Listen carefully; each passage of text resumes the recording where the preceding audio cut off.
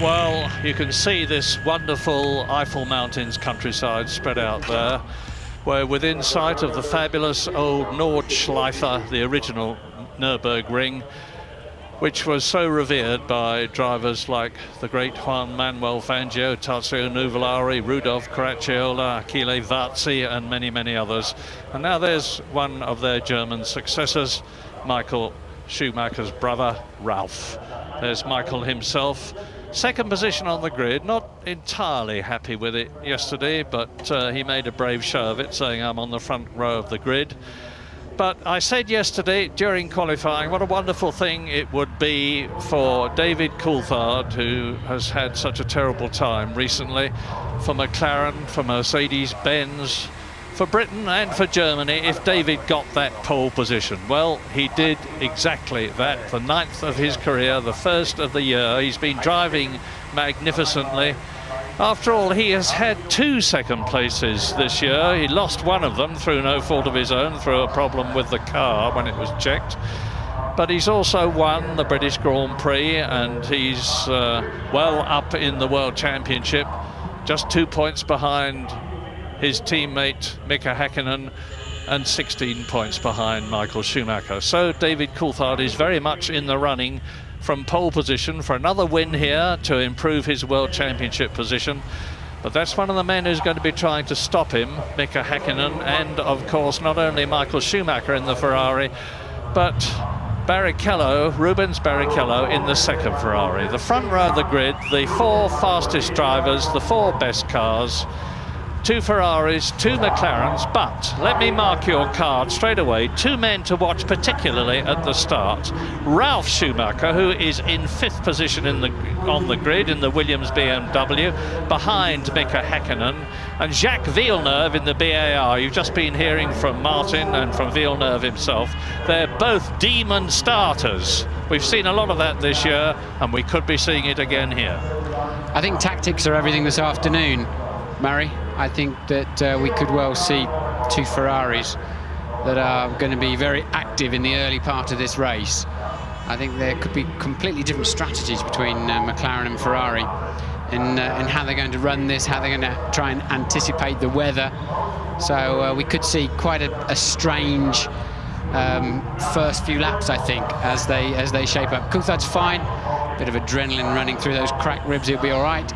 And Häkkinen certainly seemed on a mission in this morning's warm-up. I don't think Michael Schumacher really was that disappointed with second on the grid. He's on the harder tyre, suits his driving style, suits the balance he wanted in the car, and we know them to be about 2 to 3 tenths slower on one flying lap than the softer tyre. So I think he felt that front row of the grid was probably just fine. So Michael is right. They've been changing the wings, the downforce settings down on the grid.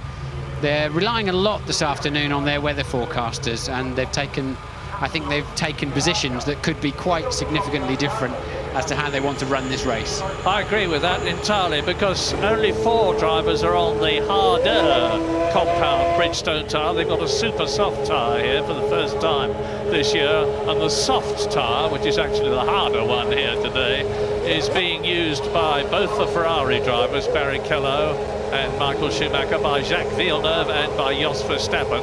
And I certainly know in the case of the Ferraris that, as Martin has said, it's because they just get a better balance on the car.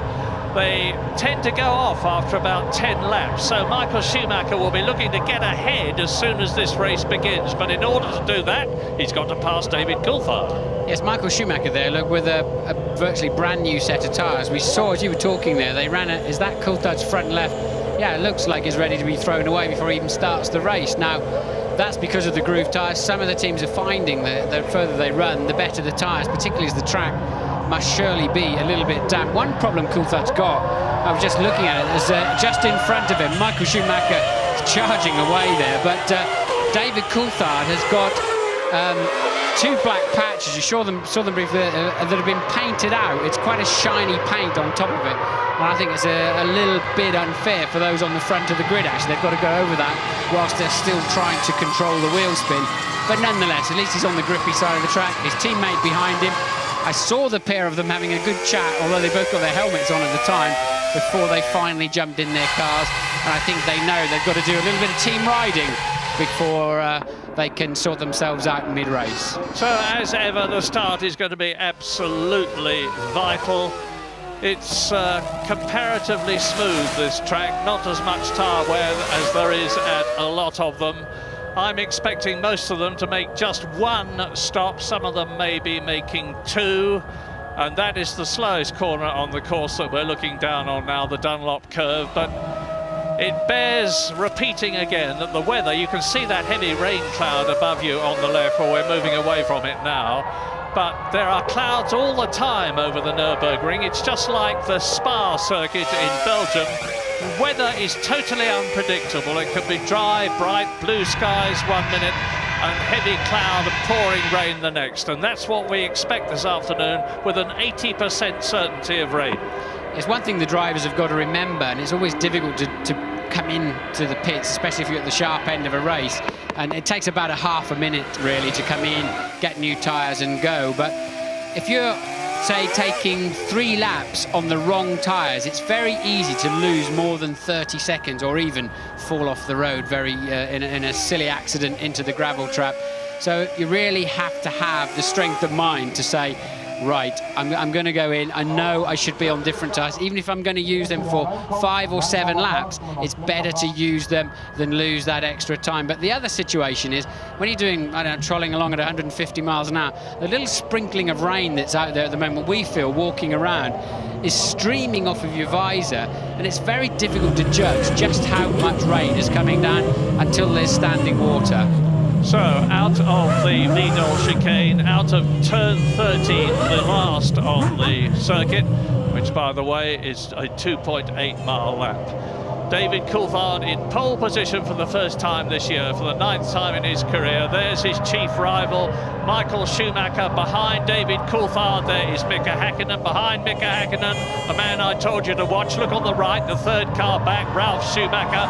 Watch the lights then. When the 5th, when they're all on, they'll go out, there'll be a pause, and the race will be go! Good one by David Coulthard and Mika Häkkinen.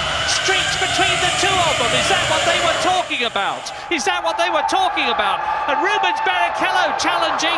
So Michael Schumacher in 2nd position between the two McLarens, and then Barrichello off goes one of the Jordans, and somebody is trailing along at the back. It is Marc Genet in the Minardi, who's had a very late start. But unlike last year when Pedro Diniz went off, and that is Trulli, Jarno Trulli, who was starting about in 8th position, and it looks as though he's out of the race already. So it's McLaren Ferrari, and then behind you can see them as we ride with Heinz Harald Frentzen now, and they're climbing up out of the Dunlop curve, up towards the left and right at turns 8 and 9, up to the big curve, the sweeping right-hander, that is turn 10, and now then the Vidal chicane. So they're pretty well spread out as they come towards us now, with Mika Häkkinen leading Schumacher, with David Coulthard down from 1st on the grid to 3rd in the race. Rubens Barrichello started 4th. He is still in 4th position, but in 5th position it is Jacques Villeneuve. Remember what I told you? He has already gained 4 places, a magnificent start. Yes, great start from Villeneuve. The car that rocketed away was Mika Häkkinen. I was watching them, they're right outside our window for the start, and Coulthard got away well. Michael Schumacher not so well, but then Coulthard lost a bit of ground on the upshift to 2nd. Häkkinen just catapulted through. I'm sure we'll see a replay at some time from the German producer here, but I really would like to see that again. But I'm absolutely sure now that the first 4 cars on the track have got completely different fuel loads. Yeah, and this morning Mika Häkkinen was 9/1000ths of a second slower than Michael Schumacher's Ferrari. That's how closely matched these cars are. Now we are on lap 2 out of 67 laps is this race, and Jean Alesi is in 14th position, the man we're riding with, chasing Jenson Button in the Williams as Villeneuve goes through. Behind Villeneuve curve is Ralf Schumacher, who has been passed by the Canadian.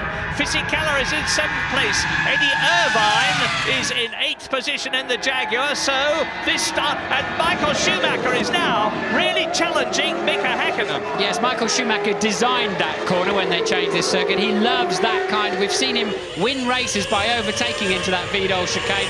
It just suits his attacking driving style completely. So Michael will be shaping up there whenever he gets half a chance to have a look down the inside of Häkkinen. And he's the fastest man on the track. 1 minute 22.6. Michael Schumacher has just gone round in 1.4 seconds than the fastest lap last year, which was done by Mika Häkkinen. And Ralf Schumacher is hanging on behind Jacques Villeneuve. Here they come behind us.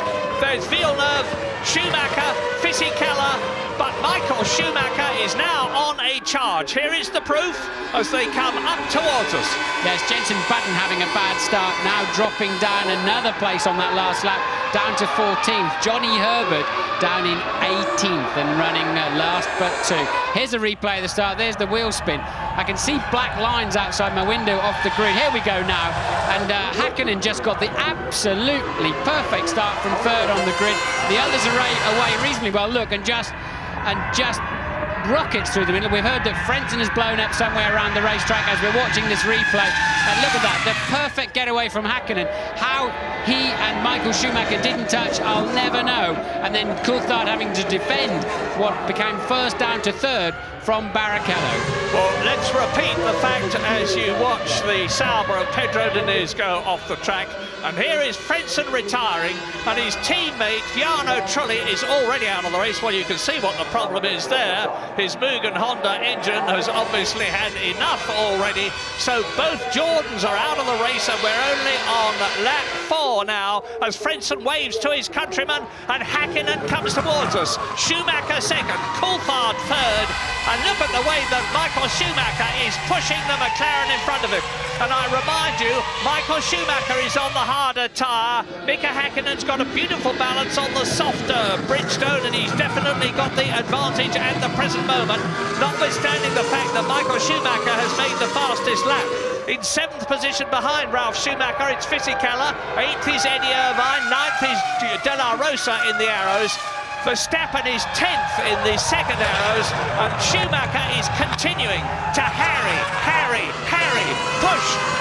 push, get his front wing right under the rear wing of Mika Häkkinen's McLaren as they storm round this track. Now, the record lap here is held by Heinz-Harald Frentzen, just a whisker under 130 miles an hour in the Williams in 1997. Different specification then. The cars were faster. Very little in it now, and Schumacher is continuing to push. We're on lap 4 already. Yeah, Schumacher's got the faster car, and I'm sure his game plan did not include Mika Häkkinen rocketing off of 3rd place on the grid, because I think now, if we're right about the fuel load on this Ferrari, Michael Schumacher really expected and needed to be zooming off into the distance. A man probably quite content at the moment is Coulthard back there in 3rd place, if he's running a lot of fuel. And I think it's a smart idea this afternoon. You need as big a window as possible to give you the best chance of needing to come in for fuel when it starts to rain. So you need it's worth carrying a bit more fuel to widen that window, if you understand me. And did you hear what Martin said? Not if it starts to rain, when it starts to rain, because we're virtually certain that it's going to do so. And the teams have been frantically revising their strategies to take account of that. Now, Mika Häkkinen will be quite happy. I think he's got a good balance on the softer tyres. He's leading the race. He can take his line wherever he likes. And Schumacher's got to make him make a mistake before he can get past. And Mika Häkkinen, twice a world champion, is not going to do that. Well, that's 2 camera angles where I've seen spots of rain on the lens, so for sure it's getting a little bit damper. Looking out of the window, no signs of umbrellas out here with the crowd at the moment, but Michael Schumacher appears to have a much better handling car at this stage of the race. The first 2 are stretching away slightly from the second 2. Häkkinen leads Schumacher, there they are, and David Coulthard is 2 seconds behind them with Rubens Barrichello tucked under under his wing.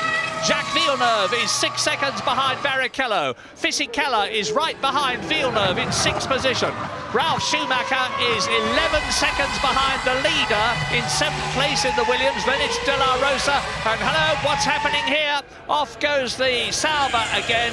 And this time, again, it is Pedro Diniz. He does not like this circuit. They treated him very badly at the start last year.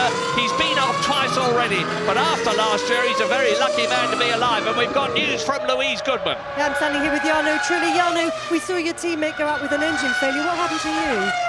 I'm really disappointed because I had a very good start. I was trying to overtake Ralf on the straight, and suddenly I had a hit from the back, and probably physically I lost the control of the car and just didn't lift off, and it just hit me on the back, so the car was damaged and I had to retire. It's a shame because I had a good start, and I can't believe that he did that. Difficult day for the team. Bad luck, Jarno. Well, Jarno Trulli was 6th on the grid. Fisichella was 7th on the grid. There have been quite a lot of complaints yesterday in practicing about people holding other people up.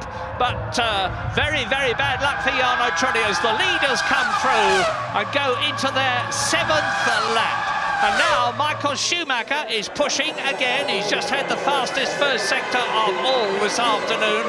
This circuit, like all of them, is split up into 3 sectors. But David Coulthard is now, as Fisichella attacks, Fisichella in the blue Benetton is attacking Jacques Villeneuve. That's what you're looking at now, fighting for 5th position.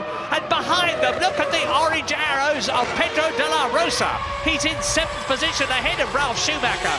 The arrows are going magnificently here. They were the fastest cars of all in a straight line in Spain. Jos Verstappen and Pedro de la Rosa. They've been going extremely well here. It's a very, very tidy motor car. It's powered by the Supertech engine. Pedro de la Rosa is now showing, after a full season of Grand Prix racing in his first year last year, that he is a very good driver. He's got a very good car. To prove it, he is in 7th position. Yes, I don't know what happened to Ralf Schumacher. I think off screen he's had some kind of drama. He's back down in 8th position. So now, as you rightly point out, Murray, it's Fisichella, look, giving Villeneuve a very, very hard time with the 2 arrows, or certainly one of them still there. De La Rosa in 7th, and that car's been going well all through the practices. It looks as though Mika Häkkinen is going to be able to stave off Michael Schumacher. When are we going to be getting pit stops? Well, if I'm right and they're one stopping, most of them, it'll be round about lap 33, but could be a lot later, depending on fuel load. Yes, a new fastest lap of the race from Coulthard in 3rd place. So he's clearly finding, as his fuel load goes down, his balance is coming back to where he needs it. Häkkinen and Schumacher level pegged at the front on a 1:22.3. Now, I have to say, Martin, I'm a bit disappointed this year in comparison with expectations with Rubens Barrichello. Yes, he was 2nd in Australia, but and he was 3rd in Spain, but he just doesn't seem to have been on it the way that Michael Schumacher has been. We're riding with Barrichello now. He's in 4th position in the Ferrari, and he's 1.5 seconds behind David Coulthard's McLaren, which is the car that you can see ahead of us. And Rubens just does not seem to have been able to get the balance right on the Ferrari. I've got absolutely no doubt that the cars have got equal specification. And there you see Schumacher's Ferrari. You can see that he's still right up with Mika Häkkinen. They're coming through to complete the 8th lap now in this 67-lap race. Häkkinen leads Schumacher. They are 2.2 seconds ahead of David Coulthard, just going over the grid now. Barrichello in the background is 4th. The next man through is Jacques Villeneuve. 6th position is Fisichella. They are still virtually tied together. Yes, another new fastest lap now, this time Michael Schumacher, but it's very, very close, still a 22.2. So Schumacher edging ever closer to Häkkinen. And really, there's not much there. The first 4, 22.2, 22.2, 22.4, 22.3, and then they're well over a second a lap quicker than the rest of the field. Now, it's my belief, as I said earlier on, that these harder tyres start marginally to deteriorate in terms of performance, not in terms of construction, after about 10 laps. Well, Schumacher is still in that 2nd place. We're on lap 9 now, and those softer tyres, and Mika Häkkinen are going to start coming in as Schumacher has a look nearly to confound me, but Mika Häkkinen knows he's there. He can see that scarlet blob in his right and left mirrors as the McLaren twists and turns around this Nürburgring. Well, we've seen Michael Schumacher hounding Häkkinen before, and he has not been able to force him into a mistake. Maybe the Häkkinen of the old days would have, but this Mika Häkkinen, I have to say, is very, very rare. You see him making unforced errors. So Michael is darting around the track, just trying to distract him at any possible opportunity. 133 Grand Prix behind Mika Häkkinen. He's got a lot of experience with Lotus originally. Here is Coulthard third, Barrichello fourth, and Sauber are readying their wheels and tyres for a stop. Now, is it going to be for Mika Salo, who is in 15th position, or Pedro Diniz, who is 19th? And look at De La Rosa in the orange arrows. De La Rosa right up behind Jacques Villeneuve. De La Rosa is 7th, Jacques Villeneuve is 6th, and Fisichella has moved up into 5th position in the Benetton. It's fast and furious behind the two batches of two which are leading this European Grand Prix. Häkkinen, Schumacher is the first batch of two. Coulthard, Barrichello is the second, and then Fisichella, Villeneuve, De La Rosa together. Yes, I saw Coulthard make a mistake in the first sector of this lap, but there's definitely more rain coming down at the moment. And Barrichello right up the gearbox. He's not in view, but Barrichello, you're watching Häkkinen and Schumacher. Just behind that is Coulthard, just ahead of the sister Ferrari of Michael Schumacher. Rain right behind him, so definitely more rain coming down. And I'm looking to see if Barrichello made any kind of move on Coulthard for third and fourth place. Now, we had a Formula 3000 race yesterday, absolute mayhem. When the rain came down, this place turned into a skating rink. The asphalt is smooth, and these tyres have got minimal grip when it gets wet, and you've got to have a feather touch on the throttle. 800 horsepower behind each of these drivers, and they're absolutely on the ragged edge of sticking on the circuit when it's dry, never mind when it's wet. And you saw confirmation of what Martin said. Barrichello is right up with Coulthard. Now, the Ferrari is definitely working better in these tricky conditions. Both Ferrari drivers able to put, and this is how Fisichella took Villeneuve. Villeneuve couldn't find traction out of the Vidal into the Coca-Cola, the last turn. Fisichella, neat, tidy, smooth, decisive, right up the inside. And as we know now, De La Rosa then starts applying pressure to Villeneuve. James, what can you tell us? Well, Martin, of course, Michael Schumacher is on the hard of the two tyres, and we saw last year that as the rain falls and you get more and more standing water, they perform much worse than the super soft tyres which Mika Häkkinen has on. So at the moment he's doing well, but as more rain falls, and I can tell you it's falling more and more steadily now. Tremendous atmosphere here. James, Michael's got a real run on Häkkinen. Häkkinen's going to have to defend his line, otherwise Schumacher's going to outbrake him. Well, you made that too easy there, Mika. Yes. You had to defend that. 400-500 metres, 300-400 metres earlier. Too easy for Michael Schumacher. No good having a look now. Well spotted, Martin. Beautiful, beautiful drive by Michael Schumacher, who has to make...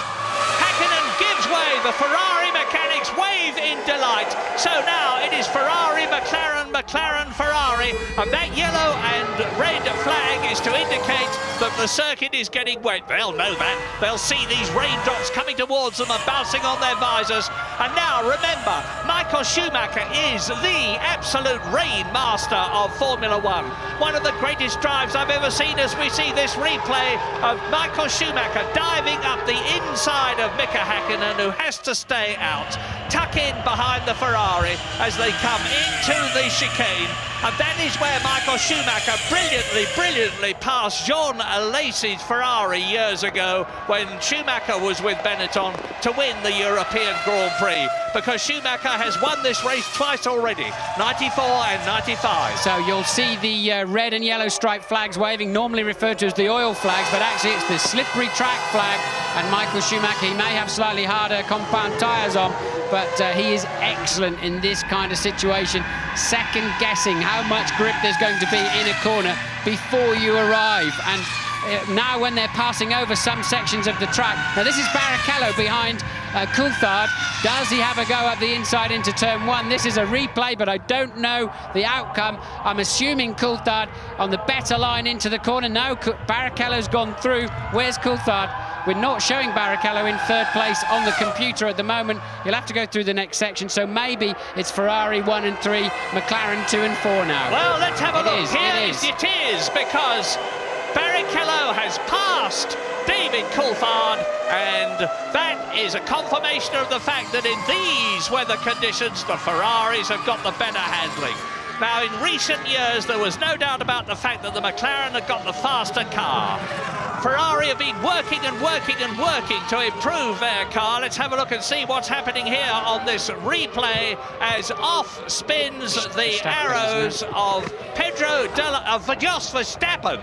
Jos Verstappen, the Dutchman who was down in 14th position, and that lets Mika Salo in the Sauber through ahead of him. Look at this, Murray. Michael Schumacher nearly 3 seconds faster on the previous lap than Mika Hakkinen, so that's absolutely incredible. They've obviously put off goes the Minardi. Genet and Johnny Herbert, you'll notice, last year's winner, this year in the Jaguar, has come in for a very early stop. He's decided, I presume, to go on to rain tires. Now we are on lap 13 out of 67. There you see Herbert exiting. It doesn't look to me as though he is on rain tires. It's very difficult to tell when the wheels are rotating as quickly as they are. But just look at the lead already that Michael Schumacher, having passed Mika Hakkinen, has built up over the McLaren driver. And Rubens Barrichello in the second Ferrari is catching Hakkinen. He was about 5 seconds behind him. He's now 3.3 seconds. There is Hakkinen looking visibly, to me, slower than Schumacher and Barrichello as he rounds turn 13, followed by David Coulthard. Yes, now remember what I said at the beginning of the programme, that if you go 3 or 4 laps losing 10, 12 seconds a lap, then you may as well be on the other tyres. Now which they're doing, they're now 14 seconds off the dry pace that they started this race at. Maybe they should be coming in. Yes, I think they should now be in, getting some wet tyres on. But a lot of them are hanging on. Now is the moment for some wet tyres. But the problem is second-guessing the weather. Will it stop raining and dry out immediately? I think they should now be in for wets, and I'm expecting them anytime soon. As De La Rosa 7th challenge, here is Verstappen coming in the arrows. Behind him, Mika Salo in the Sauber. And behind David Coulthard, who is in 4th place, Fisichella is on his own in the Benetton. But what a struggle behind him as off spins again the Minardi. This is a replay of Marc Genet. Jacques Villeneuve, De La Rosa, Eddie Irvine in the Jaguar, and Ralf Schumacher are absolutely together on the circuit, fighting for 6th position. There's 6th, 7th, 8th and 9th, but 4 car lengths covers them. As Genet, who has spun off and lost his front wing, you see, comes in for a new nose cone and wing assembly. Michael Schumacher leads on lap 14 out of 67, 53 laps to go. Well, Schumi stayed on the racetrack. I mean, I can't see where the weather's coming from, but Schumi's decided to stay. I mean, he's barely on the throttle as he comes over the line. Let's see his lap time. It's a 41. That's 19 seconds slower. It takes you 30 seconds to make a pit stop. Okay, you've got to do another 30 seconds to come in and change the tyres again. And what was going on there, Murray? No, Ralf Schumacher doing the same as his brother as Pedro Diniz spins off. This is what the rain is doing. In comes David Coulthard from 4th position. But Ralf Schumacher's doing like his brother. He's driving magnificently in the wet. He's gone ahead of Jacques Villeneuve up into 6th position. David Coulthard goes out in about 7.4 seconds. And of course, he's got a new set of tyres on lap 15. And David Coulthard exits the pit lane as Fisichella comes through, still on his original tyres in 5th position. Now, this race is going to be a commentator's nightmare from now on as cars pour in, and Eddie Irvine in the Jaguar comes out behind De La Rosa still. I think it's going to be a commentator's dream, to be honest, Murray, because we're going to see action all through the afternoon. That is true. As these people guess, second guess, change their minds or whatever, but certainly on those lap times, they're better doing 2 or 3 laps on the wet. The wet rubber can often be harder than the dry rubber, but because it's got a lot more cuts in it, the tread moves around, the blocks move around, generates more heat. It's a different type of compounding that gives more grip in cool conditions. So we know the Ferrari mechanics are out in the pit lane too. I think they'll have to respond to, yes, and that is Michael in the pit lane. Coming through what is a very slow last corner, and then over the white line at just 80 kilometers per hour. He's got to hit the button, and there are his team. He's got to hope he doesn't run over them as he did in Spain, but that was not his fault in the Catalonia Grand Prix. And I don't know if James is there. And behind him is Mika Häkkinen. So they come in first and second. Häkkinen stops. There he is in the background. There is Fisichella coming in. So all the leaders are coming in now. And you watch Schumacher exit after 12.1 seconds. That's a very long stop. How does Mika Häkkinen's time compare? Problem for Häkkinen's car, Murray. Long time putting the right rear on. So Häkkinen quite slow away. Now something's coming. He'll beat that out of the pit lane. So I think he lost just a few seconds there while they had a slight drama. And look, Coulthard is right up there with Michael Schumacher. Coulthard, who has stopped. Michael Schumacher has stopped. Schumacher is now just ahead of David Coulthard as they come up behind Jenson Button. Jenson Button in the Williams. And now, Michael's on his out lap. He doesn't know how much grip there is. Coulthard's now on his first flying lap, and that's why Michael's having to defend quite aggressively there with David Coulthard, whose tyres are that bit warmer and he's got more knowledge of the racetrack. So, lap 16, here is the order at the present moment as you watch Schumacher and Coulthard and Jenson Button keeping his Williams in between them. He's let Schumacher through. He's refusing to be passed by David Coulthard. This is costing Coulthard dear in the McLaren as Jenson Button fights for position and to avoid being lapped, which he has now been. No, that's for position, Murray, because he hasn't been in. Button, although he's on the wrong tyres, Button is actually in 7th place. Coulthard's taken that 7th place away from him, but he is on wets, but it has, as you pointed out, cost him dearly, and that will obviously be Rubens Barrichello's stop. Here he comes now. He should peel into the... Oh, even a job getting in the pit lane, look. You can see how slippery it is. It's a long, long drag into the pit lane. Look for the yellow line where they hit the rev limiter to slow them down to the mandatory 80 miles an hour maximum. That is it. Now Barrichello looks for his pit crew. Remember what happened last week, the week before last in Spain? It's the new Ferrari fella in place of Nigel Stepney, who with his broken ankle will be watching this race. He's done an immaculate job so far, and that's a good stop by Rubens Barrichello. 7.2 seconds, and behind him there is Ralf Schumacher. That could put Barrichello in the lead of this motor race. I don't know, I haven't seen Schumacher and Coulthard come over the start-finish line. It's totally upside down at the moment, but I wonder if that put Barrichello out in front of the race. I think you're right, Martin. It's so easy to get it wrong, though. I think we better be very, very cautious until we see how things are settling down, if they settle down. Because, as I said, there's cars flying in and out of the pits as the weather conditions deteriorate.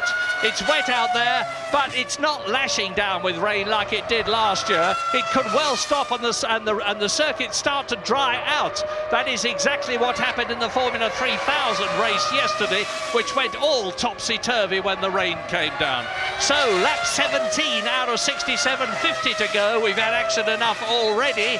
And look, coming towards us, previous race leader Michael Schumacher, now on a new set of Bridgestone boots. Behind him is Mika Häkkinen. They exit the chicane again as Alexander Wurz in 16th position in the Benetton goes off circuit, across the grass, over the sawtooth rumble strip, which can be very damaging indeed. Right, Barrichello must have had some kind of problem on that in-lap because he actually is some way behind. So now it is Schumacher, Coulthard, and then Häkkinen you can see in the distance, Murray. In 3rd position. So it's Ferrari, McLaren and Pedro de la Rosa coming towards us in 4th position. Wonderful. In the points, it's a long time since they've been there. Fisichella is 5th, Button is 6th. There's a lot more to come.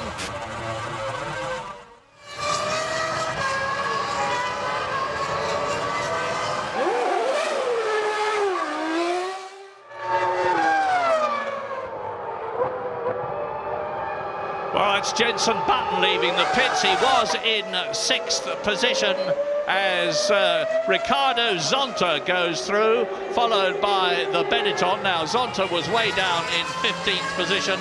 He's got a very, very bad cold, Ricardo Zonta, and you don't want that when you're driving in a motor race like this. Things are difficult enough when you're normally fit, as is Michael Schumacher. Now, Schumacher is lapping at about 1 minute 32, 1 minute 33 at the present moment, which is a couple of seconds faster than David Coulthard, who is in 2nd position, and only about half a second faster than Mika Häkkinen. So Mika Häkkinen is catching his teammate in second place, but he's still losing time and distance to the man who crosses the line now and goes into his 19th lap out of 67. Michael Schumacher in the background. You see David Coulthard. Now we wait to see Mika Häkkinen come towards us in the McLaren. There he is in the background. Third place. Pedro de la Rosa is driving a storm of a race, and everybody will be keeping their fingers crossed for arrows. They've been driving in Grand Prix for such a long time. There is De La Rosa. Behind him in fifth place in the blue car is Fisichella. Eddie Irvine is in the points for Jaguar. And that is Jos Verstappen behind him, and then Rubens Barrichello. Verstappen is seventh. Barrichello has paid dear. He is down in eighth position. Johnny Herbert is ninth, and so both the Jaguars are well in the top 10. Good news. Jenson Button has gone off somewhere or stopped in the first sector, Murray, so Button, I believe, is out of this race. The out's gone off the computer now, but Button's had some kind of problem in the first sector. Fisichella and De La Rosa fighting for position, and Fisichella takes it and moves up into fourth position.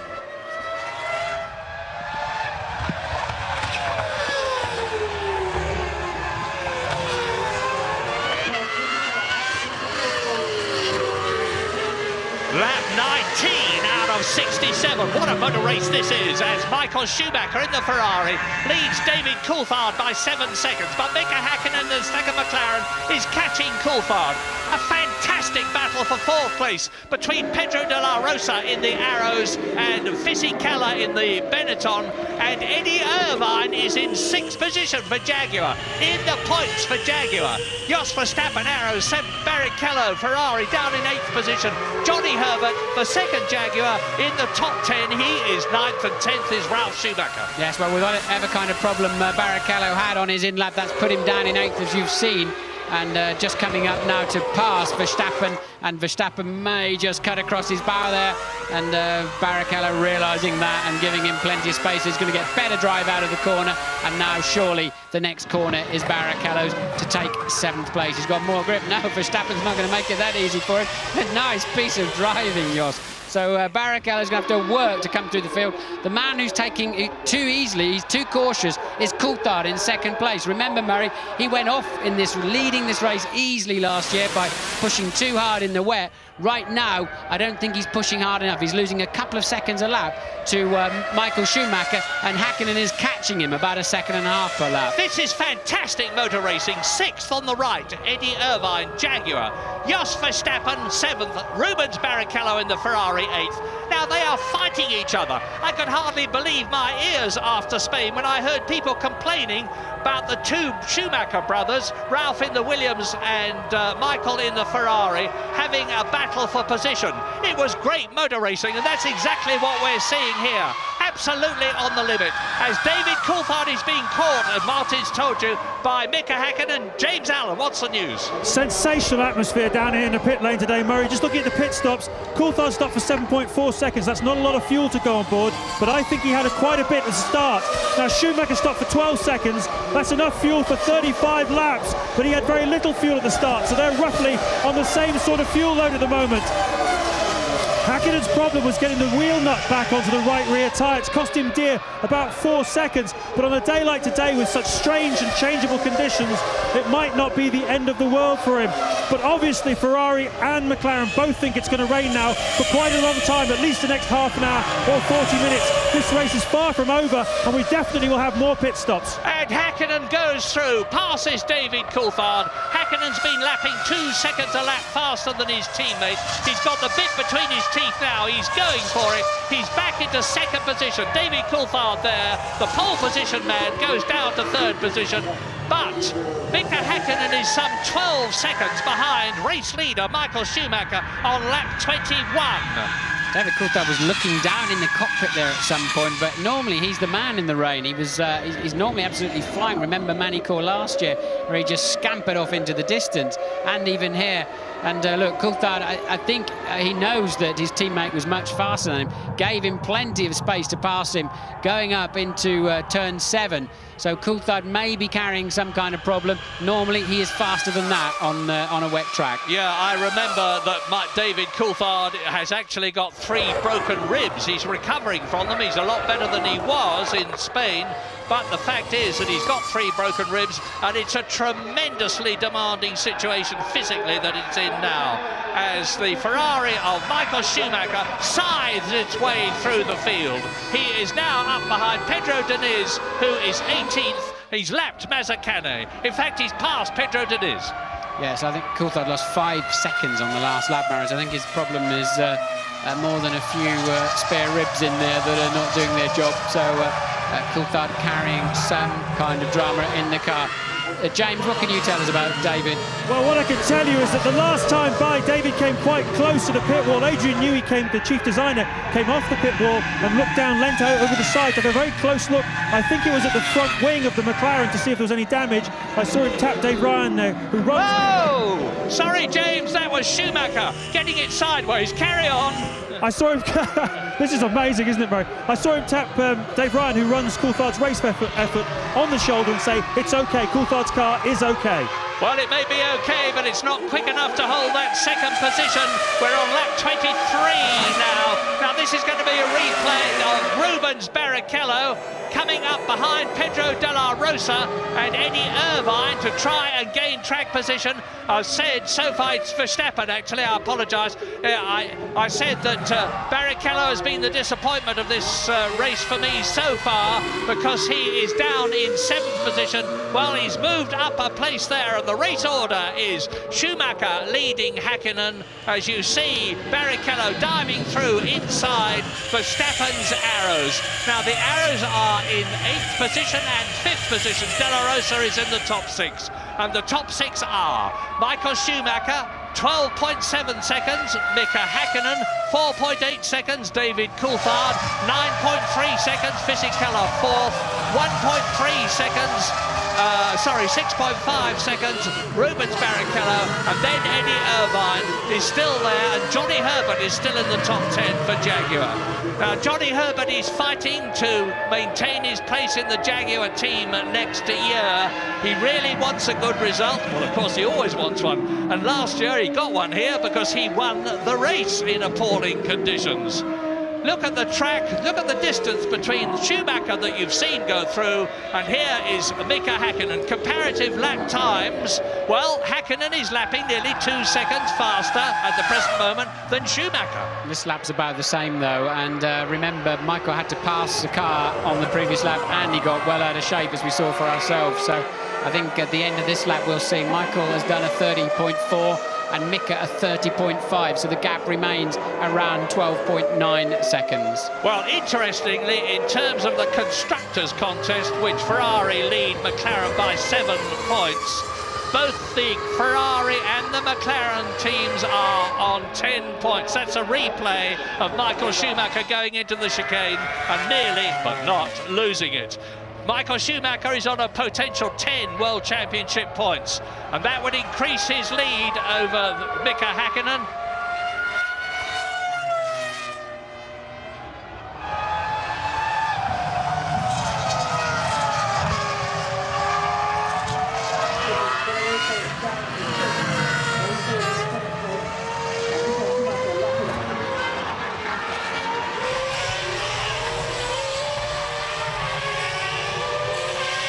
So you're looking now at the battle between Johnny Herbert in the green Jaguar and Ralf Schumacher for 9th and 10th positions. Ralf Schumacher's obviously had some sort of a problem in the Williams BMW. He started 5th on the grid. He's gone down to 10th position. And Eddie Irvine's ahead of him in the Jaguar. Johnny Herbert's ahead of him in the Jaguar. Hopefully, as we look at Irvine, as Herbert is pursued, there they are, Irvine. Behind Eddie Irvine is Verstappen. There is Johnny Herbert. Behind Johnny Herbert is Schumacher. But Barrichello, Murray, has made his way. We saw him pass Verstappen. He has already leapfrogged Irvine and De La Rosa. So Barrichello, we haven't seen it on screen, is really on the move, having passed all of these cars in your vision now. Yeah, I hope I have maligned Rubens Barrichello, because, as you rightly say, he is storming his way up through the field as the BAR of Ricardo Zonta, still probably suffering from that head cold problem that he's got, blunders its way back onto the track. He was 15th. He will have been passed by Alexander Wurz. Now, interestingly, Wurz is being engineered by the Benetton technical chief, Pat Simmons, in the hope that that would improve the Austrian's performance. It doesn't seem to be doing so in this race. Lap 25. And here he is. Here is the Rainmaster, Michael Schumacher, on his 25th lap. And again, the back of the Ferrari steps out. Again, Michael Schumacher holds it.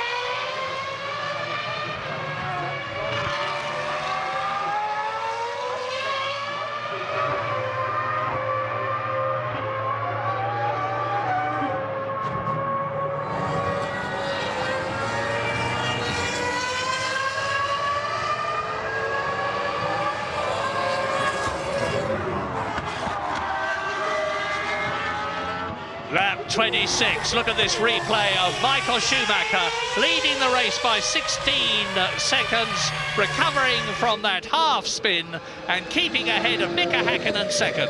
David Coulthard is now 25 seconds behind the race leader and being caught by fourth place Fisichella.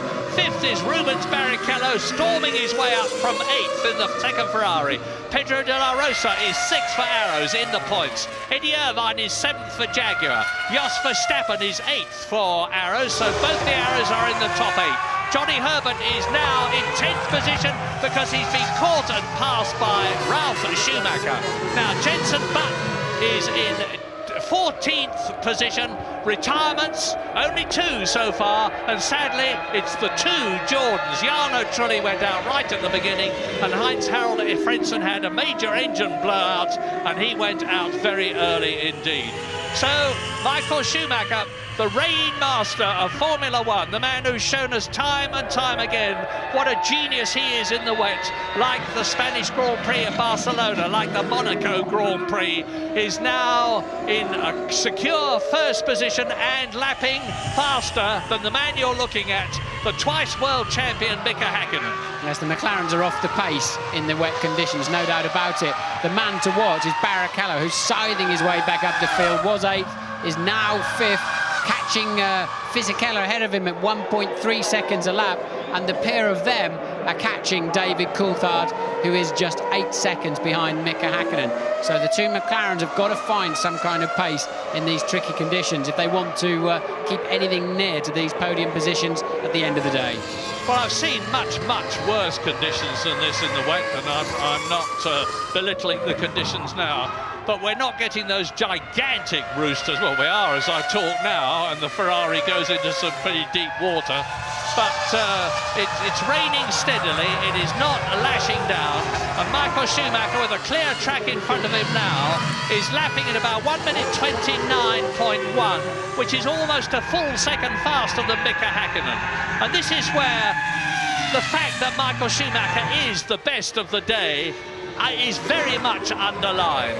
And there is, you can see the Arrows being chased very hard indeed by Ralf Schumacher's Williams. That's Verstappen in 8th position.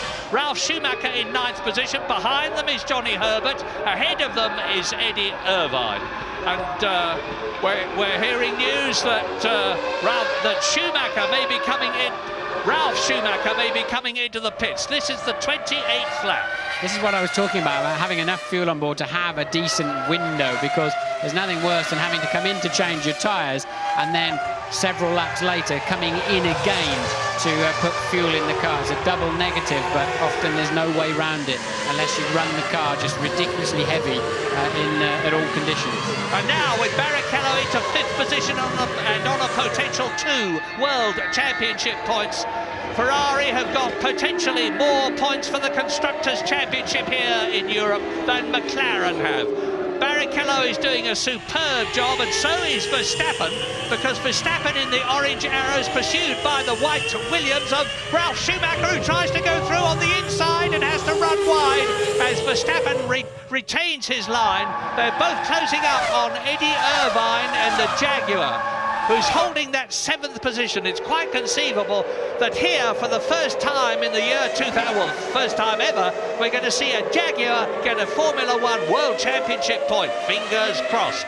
The problem is for the driver in front, unless you're in a very slow corner where the spray just curiously just fades down and all of a sudden you can see what's going on around you and see something in your mirrors at any kind of speed over, let's say, 70, 80 miles an hour, you cannot see a thing behind you. So if a driver takes a stab at you unexpectedly, it's so easy for you just to drive in and take your normal line, especially in these conditions where you're really needing maximum concentration on the few meters of track ahead of you, rather than in the dry where you're looking down the road a little bit further.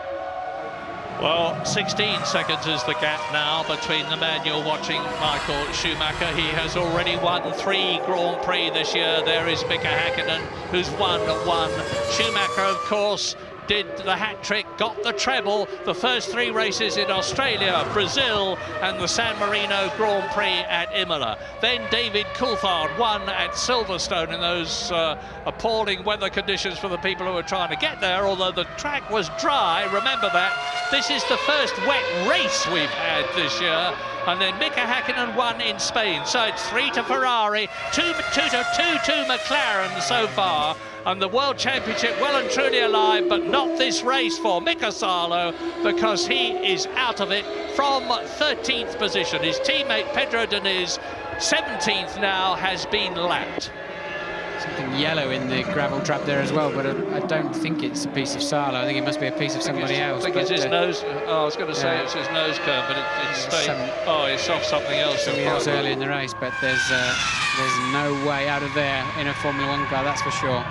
Mika Salo in a much improved Sauber this year, but their usual problem is that they start well and then start to deteriorate with a lack of development. But they've changed the management personnel and the technical personnel at Hinwil in Switzerland, and things were actually looking much better for Sauber, but not here at the moment, as David Coulthard in 3rd position is seeing, or will be seeing soon, Giancarlo Fisichella in Benetton, the man who was 2nd in Brazil, getting closer and closer to the McLaren.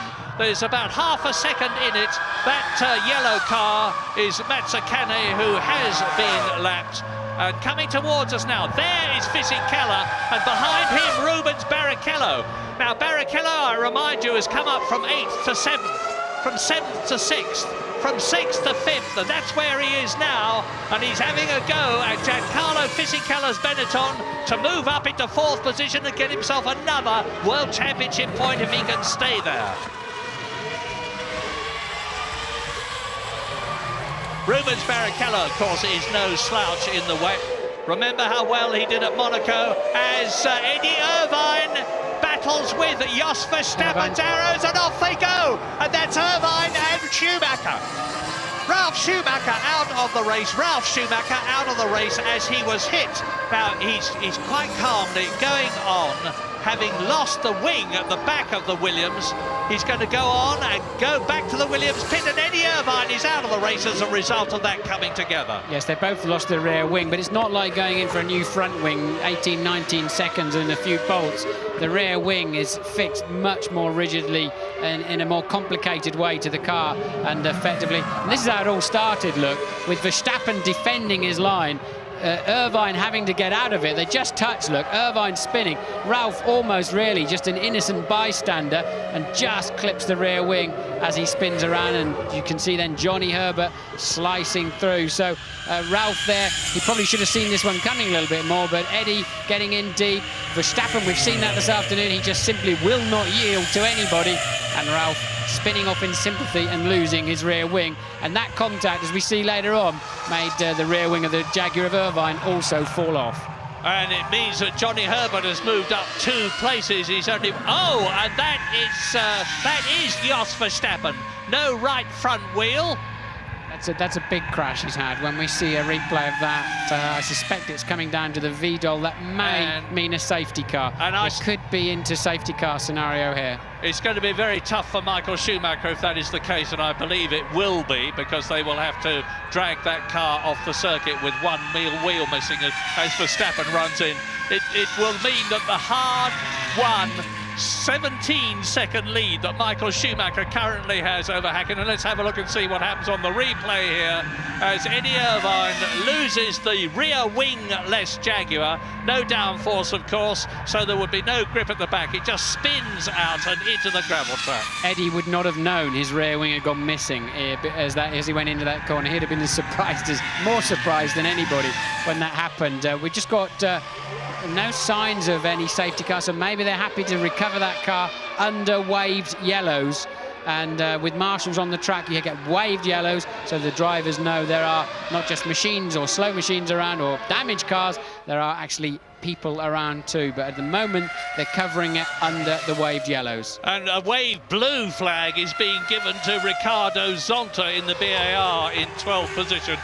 And that means there's somebody faster coming up behind you who wants to lap you. Get out of the way. And that's ever likely to be well, it is now. Michael Schumacher is past Zonta. So here we are, lap 32, which is just about getting on for half distance. Michael Schumacher that you're looking at with no signs of the safety car coming out, to his immense relief, not that he'll know about it, is 18 seconds ahead of Häkkinen, who is 19 seconds ahead of Coulthard, who is 7 seconds ahead of Fisichella, who has got Barrichello right behind him in 5th place. De La Rosa in the arrows is still in the points at 6th. Johnny Herbert, Jaguar, is 7th, and remember, he won the race last year for Stewart. Jacques Villeneuve is 8th, Alesi is 9th, Button is in 10th position, Alexander Wurz is 11th, and Ricardo Zonta, 12th, has been lapped. One of those days for Jenson Button to hang around, because he could get a point, even though he's had a difficult race. I think there was some kind of drama on one lap where he lost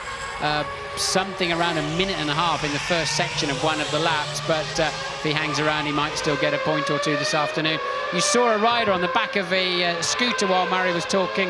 I think that was a quick shot of Ralf Schumacher getting a lift back to the pits. He clearly decided, and Barrichello is through. Barrichello is past Fisichella, and now he will just home in on Coulthard, who's clearly nursing some kind of drama because he's 2 to 3 seconds off the pace of the leaders, and Barrichello will now just zoom into the back of Coulthard's McLaren. And as I've said before, we can surmise that David Coulthard in 3rd place has got a problem.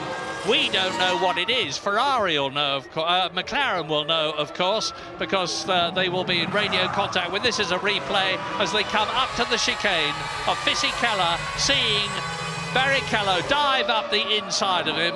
The Italian yields, and away they go. So that is the position, with Rubens Barrichello now up into 4th place on lap 33, half distance.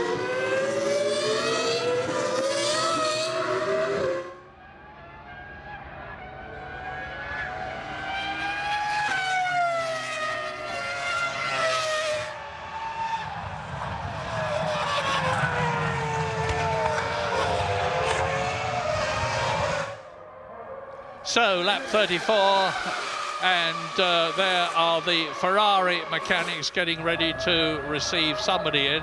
Now everybody's been in for their first tyre and wheel change. I don't know whether it's Schumacher who's got to secure 18 seconds lead. This is a replay of Barrichello forcing Fisichella wide by diving up the inside of the Benetton at the chicane, going through, taking 4th position, and now is on 3 World Championship points, and he's catching, as Martin pointed out, and Barrichello into the pits. Are you there, James? No. Well, I am, Murray. No, I am here. I think this is probably more a fuel thing than anything else. They may be slightly unhappy about the tyres, but this is fuel to take him to the end of the race. This is Ross Brawn throwing the dice. Whatever happens now with the fuel situation and the race situation at the front, this is to get Barrichello up onto the podium. Yeah, and he's not all that far from it, but now he's got to cope with the arrows of De La Rosa, who has moved ahead of him but I presume De La Rosa will be stopping again. Johnny Herbert in the background is just outside the points in 7th position. The Nürburgring and this European Grand Prix certainly suit Romford-born Johnny Herbert, who won so brilliantly by calling the tyre changes right in foul weather conditions last year. So now we are with the sole Prost in the race, Jean Alesi, out of the pit lane, and Alesi is, or was, in 10th position. Well, now Jenson Button has moved up, and in the Williams he is in 9th position.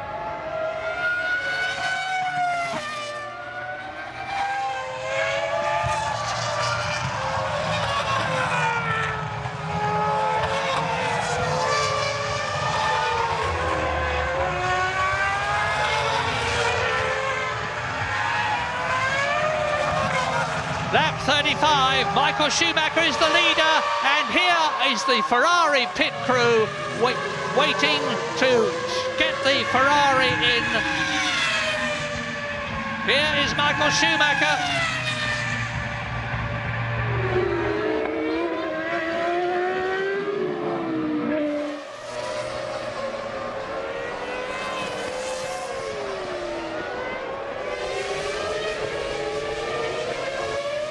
Michael Schumacher comes into the pit lane.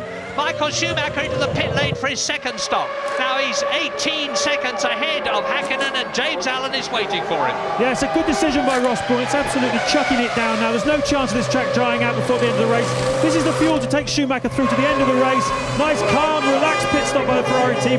I think they feel they've got the day one here, but there is, of course, still some way to go in this motor race. Anything could happen. And I can tell you that Mika Häkkinen has now gone through into the lead. There he is, you see.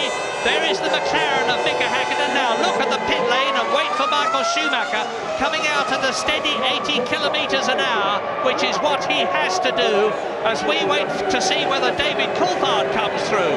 No, that was Ricardo Zonta in the background in the VAR, and he is well down in 12th position. Yes, Coulthard too far behind. What I'm finding slightly curious is that Rubens Barrichello only stopped for 7 seconds, and there's a half distance to go. Now you use significantly less fuel in the wet, maybe up to 7 or 8% less, but even so, I'm still surprised that Barrichello wasn't stationary longer.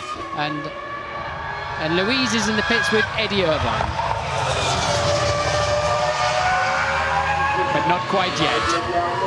Well, let's have a look and see what's happening with Mika Häkkinen in the McLaren. He's not as good in the wet as Michael Schumacher is, which is not to say that he is not good. But it's Michael Schumacher all the way at the present moment, looking good. But if I say that, he will hit a problem. He's easing away from Ricardo Zonta, who he has already passed, as we go back now to David Coulthard in 3rd position. But he's about 40 seconds behind Michael Schumacher, or was before the German came in for his second pit stop. So Schumacher has stopped twice. He's the only one of the top men who's stopped twice, apart from Rubens Barrichello. So both the Ferraris have stopped and are going through to the end of the race without a further planned stop. Strange as it may seem, your biggest enemy on an afternoon like this is not the drivers in the other cars, it's those white painted lines that delineate either side of the racetrack.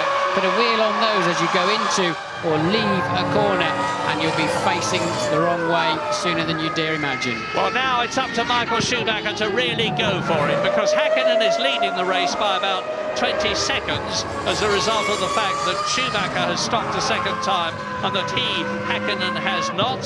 We don't know what the respective fuel loads at the start of the race were for Schumacher's Ferrari and Häkkinen's McLaren, all that matter for David Coulthard's McLaren that we're looking at now. But Fisichella is in 4th position behind David Coulthard in your picture at the present moment. Pedro de la Rosa is 5th. Rubens Barrichello, as a result of his stop, is down to 6th position, but is again catching the arrows very rapidly indeed. Johnny Herbert hovering just outside the points in the Jaguar. It would be poetic justice if Herbert is the first man to score a World Championship point for Jaguar, as he was the first, indeed the only man, to score a World Championship win for the Stewart team, which has metamorphosised itself into Jaguar. Jacques Villeneuve is 8th. Jenson Button is now in the top 10 at 9th position. Alexander Wurz is in 10th position. There are 15 drivers still left out of the 21 who started, because remember, Nick Heidfeld, the German in his home country, driving for Prost, was not able to start because his car was found to be 2 kilos underweight at the end of qualifying, an absolutely unintentional mistake. And we're now on lap 38. Now, David Coulthard is lapping marginally quicker at the present moment than Mika Häkkinen, his teammate, but Häkkinen is some 10 seconds ahead. I don't know what's happening with Michael Schumacher. He didn't pass a car on the last lap. He's still got Zonta behind him. That's the resultant damage of Verstappen's accident. We still haven't seen a replay as to how he managed to bin his car quite in that fashion. But as you say, Coulthard actually faster than Schumacher too at the moment. So since Michael changed to this set of tyres, he hasn't really had a blistering pace yet. No, it's strange, but when you change tyres, it can dramatically affect your performance. As I've said before, tyres are now the only handmade thing in the sense that humans construct them on a motor car, and they are laboriously built up ply by ply by an operative, and as a result of that you can get marginal differences from one set of tyres to another, and marginal differences in the tyre can make more than marginal differences to the performance of the car on the track. Yes, and of course we know Michael took on 11.8 seconds worth of fuel to see him to the end of the race, but nonetheless it's not enough to justify this kind of lap time difference, although of course the extra mass in the car to turn it, accelerate it and slow it down in the wet conditions, it does have a more dramatic effect than in dry conditions, but sometimes, strangely enough, it can also settle the car down and make it handle and go better. Well, the conventional wisdom is that you need about 20-25 seconds lead to get into your garage, having slowed down, take on a new set of tyres and wheels and get out again still in the lead. And that's about what Mika Häkkinen has got now. Have McLaren got some fiendish master plan up their sleeves, which is going to enable Mika Häkkinen to win 2 races in succession? But the twice world champion last year and the year before, he's 25 seconds ahead on the previous lap. He's coming up to complete his 39th lap now, enter his 40th lap. And I remind you, 25 seconds to the nearest 1/10 was the lead he had over Michael Schumacher. Is that increasing or not as he closes up on Alexander Wurz in 10th position to lap the Benetton? So Häkkinen leads, Schumacher second, Coulthard third, Fisichella in the Benetton catching David Coulthard just as Mika Häkkinen is catching his teammate, Fisichella's teammate, Wurz, and Michael Schumacher has still, there he goes, over the line now, and the gap has increased. Mika Häkkinen is pulling away on his lighter fuel load from Michael Schumacher at about 1.5 seconds a lap. And he's got very nearly now the window that he needs to get in, change tyres and wheels and get out still in the lead. That's the Williams pit crew all ready to receive either Jenson Button or just checking whether, no, Ralf Schumacher is out of the race as a result of that coming together with Eddie Irvine. In fact, here are the retirements in the order of retirement as you watch 4th place Fisichella at his pit stop. Jarno Trulli and Heinz-Harald Frentzen both out very early. Now the arrows goes through of Pedro de la Rosa to take 4th position. Salo is out, Schumacher Ralf is out, Verstappen is out, Eddie Irvine is out. There is Fisichella joining the pits. Pedro de la Rosa has gone through. There he is in 4th position. So a terrific drive by Pedro de la Rosa, and everybody in Arrows will be keeping their fingers crossed because they have yet to score a World Championship point this year. Well, to give Mika Häkkinen track position when he makes his necessary one more stop, I think he needs over half a minute. So you see the end of Jenson Button's second stop of the afternoon, and again full to the end of the race, of course. But I think Mika Häkkinen, whoops, Jenson, calm down a bit. I think Mika Häkkinen needs well over half a minute to make sure he's got track position on Michael Schumacher. And Michael Schumacher's just pegged the gap back a little bit. Hope Jenson's seen him coming, and he has. Yeah, and you probably noticed that as Jenson Button exited the pit lane, the fuel filler flap was still up.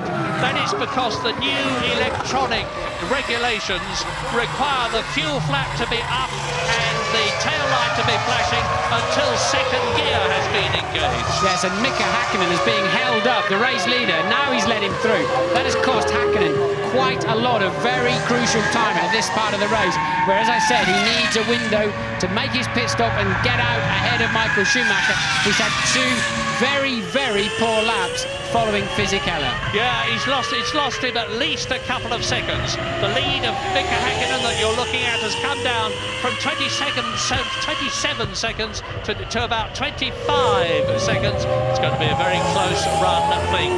Lap 41, 67 lap race. Häkkinen leads Schumacher. Coulthard is still third, being caught by De La Rosa, but only at the rate of about a tenth of a second a lap.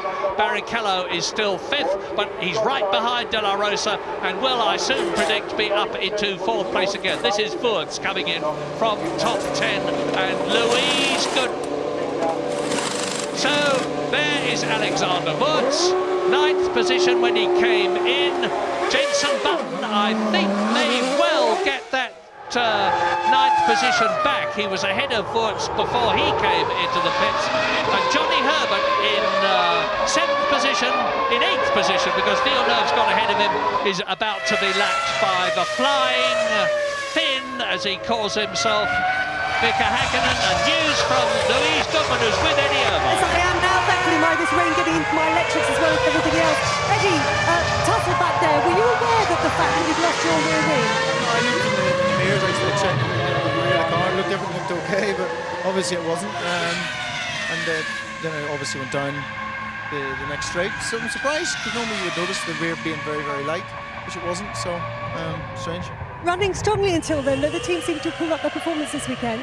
Yeah, we haven't been bad. You know, this sort of circuit suits the car. It's a bit light on the rear end, and the qualifying went reasonably well. And I think the race was going reasonably well. The wet, we definitely had the car on the dry settings, which wasn't exactly ideal, but it was hard work. It was really hard work. The rear end kept going all the time, so I was really working hard to stay where I was. Cheers, Eddie.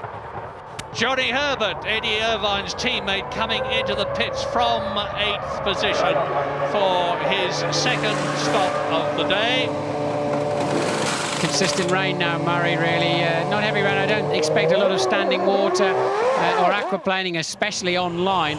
I think if they move offline, you see a little bit more of that, but it tracked the drains reasonably well. So it's just a question of staying in those wheel tracks. The cars, they lose about 5-6 miles an hour down the straights, as we see Lacey coming up the inside of Alexander Wurz. And that is actually for position, for 10th position. They're a lap down between them.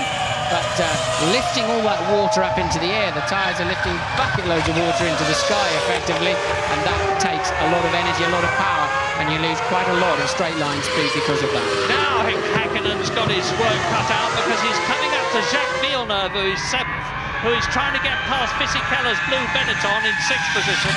And Villeneuve will be concentrating on getting past Fisichella, not on letting Mika Häkkinen through. Now, there's very little difference between their lap times, but every tenth of a second that Mika Häkkinen loses to Michael Schumacher, who's 25 seconds behind him now, is going to be absolutely critical when the Finn comes in for his second, we presume, and last pit stop.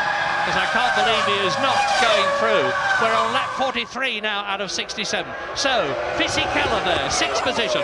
Villeneuve, seventh. Mika Häkkinen leading the race, but he's got to get past these two, because he's being held up. Doesn't look much, but he is being held up as Villeneuve goes for Fisichella and throws up an enormous amount of spray in Mika Häkkinen's face, obscuring the Finn's visibility. Now, it's 25 seconds between Häkkinen and Villeneuve, or was when this lap started. I predict it's going to be a lot less than that at the end of this lap, because Schumacher is lapping in about 1 minute 30.9. Villeneuve is lapping in 1 minute 33.8. Yes, McLaren's decision to start the cars fat with fuel looks very smart at the moment, but this is the stage of the race where Häkkinen needs to be capitalising on that, while the Ferraris effectively right now have a higher fuel load as the McLaren one is running down, and he's gone for the inside. Villeneuve's seen him, an ex-world champion himself, of course, Villeneuve, and smart enough to know what's going on around him. Coulthard massively off the pace. I don't know how he's keeping third place. I think McLaren should get him in the pits, maybe change his tyre pressures or something, give him a bit more pressure if he's aquaplaning or whatever, if he is struggling on any standing water. Although there doesn't, as I said, there doesn't appear to be much to me, but Coulthard struggling for lap time. He really should come in and have another set of tyres. And I was so wrong about Pedro de la Rosa replay of Häkkinen lapping Villeneuve. Now, I was so wrong about De La Rosa and Barrichello. I said Barrichello would rapidly regain the fourth place he had got by passing De La Rosa after the pit stops. He's not done so. De La Rosa from Spain in the Arrows is holding fourth position. And then he's not only that, but he's catching David Coulthard at the rate of about 1.5 seconds a lap. He's 27 seconds behind him at the present moment, and Rubens Barrichello is not closing the gap as Häkkinen goes through and passes and laps Fisichella. So Häkkinen, there's only 5 people on the same lap now, and that is lap 45. Häkkinen, Schumacher, and the gap is down to 22 seconds. It's bad news for Mika Häkkinen. The gap is down for 22 seconds, and so as a result of being held up, Häkkinen has lost nearly 3 seconds. Coulthard is third, De La Rosa is fourth, Barrichello is in fifth position, and those are the only 5 on this lap. Yes, he's lost 3 seconds, but that's like a net 6 or 7, because I think at this stage of the race, you would expect him, he was, until he called that traffic, pulling away. Now that's clearly the McLaren mechanics in the pit lane. I'd be surprised if they're going to bring Mika in unless he just has to have fuel. Otherwise, they'd let him use that clear air. Does he come in the pit lane? Yes, he does. It is for Mika Häkkinen. So unfortunately for him, he clears the traffic just as he has to come in for fuel. He's clearly got not enough fuel to go any further. So James is waiting for him. Colossal frustration down here in the McLaren garage. They really are upset. That traffic has really messed up their race effort. But to be honest, he was going to need about 40 seconds anyway to get it back out ahead. Looking at what happened with Michael when he made his stop and how much time Häkkinen made up on him. So it's not a bad stop so far. That's the fuel to the end of the race. Slow getaway, trying to find his gear. Schumacher through, James. I'm sorry. Schumacher has passed Mika Häkkinen into the pit lane. Here is Michael Schumacher regaining the lead. There on the left is Mika Häkkinen back again into second position. So that held-up period really did cost Mika Häkkinen a lot of time. Well, it's a new adventure now for Häkkinen. How do these tyres feel now? A little bit of extra fuel, but we know both cars must have identical fuel levels, give or take a kilo or 2, to get to the end of the motor race, as Coulthard comes in too from a distant third place. So Coulthard in for his second stop, and I expect now Michael Schumacher to pull away another second or 2 in these first 2 laps before then we see which one of them, if Häkkinen can close that gap down. A decent stop there from Coulthard.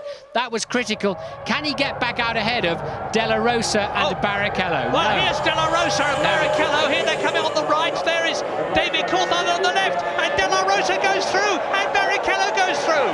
So David Coulthard has lost 2 places. He's gone down from 3rd to 5th. And the magnificent Pedro de la Rosa in the orange arrows. Here he is coming towards us. He's up into a podium position.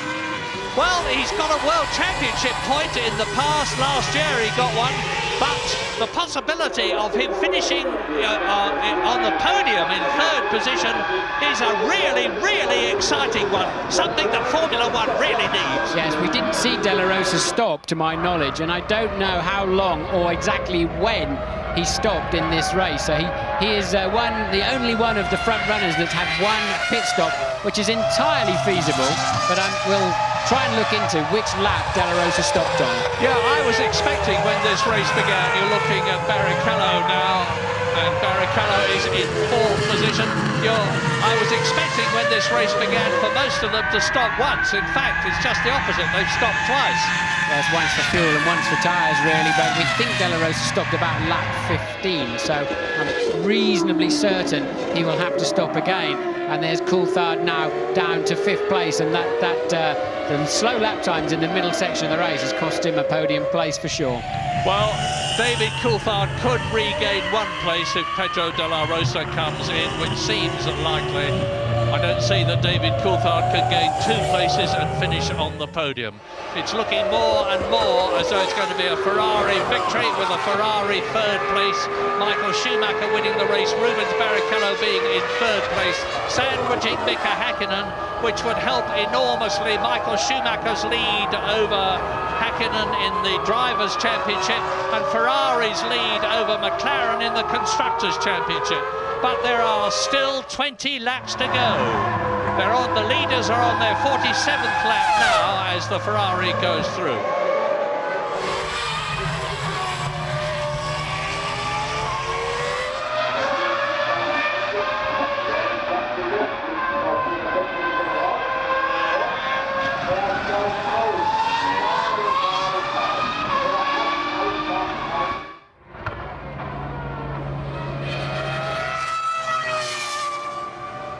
And the retirement there of Jacques Villeneuve, oh, that's tough. The man who retired so many times last year for BAR in his first year with them.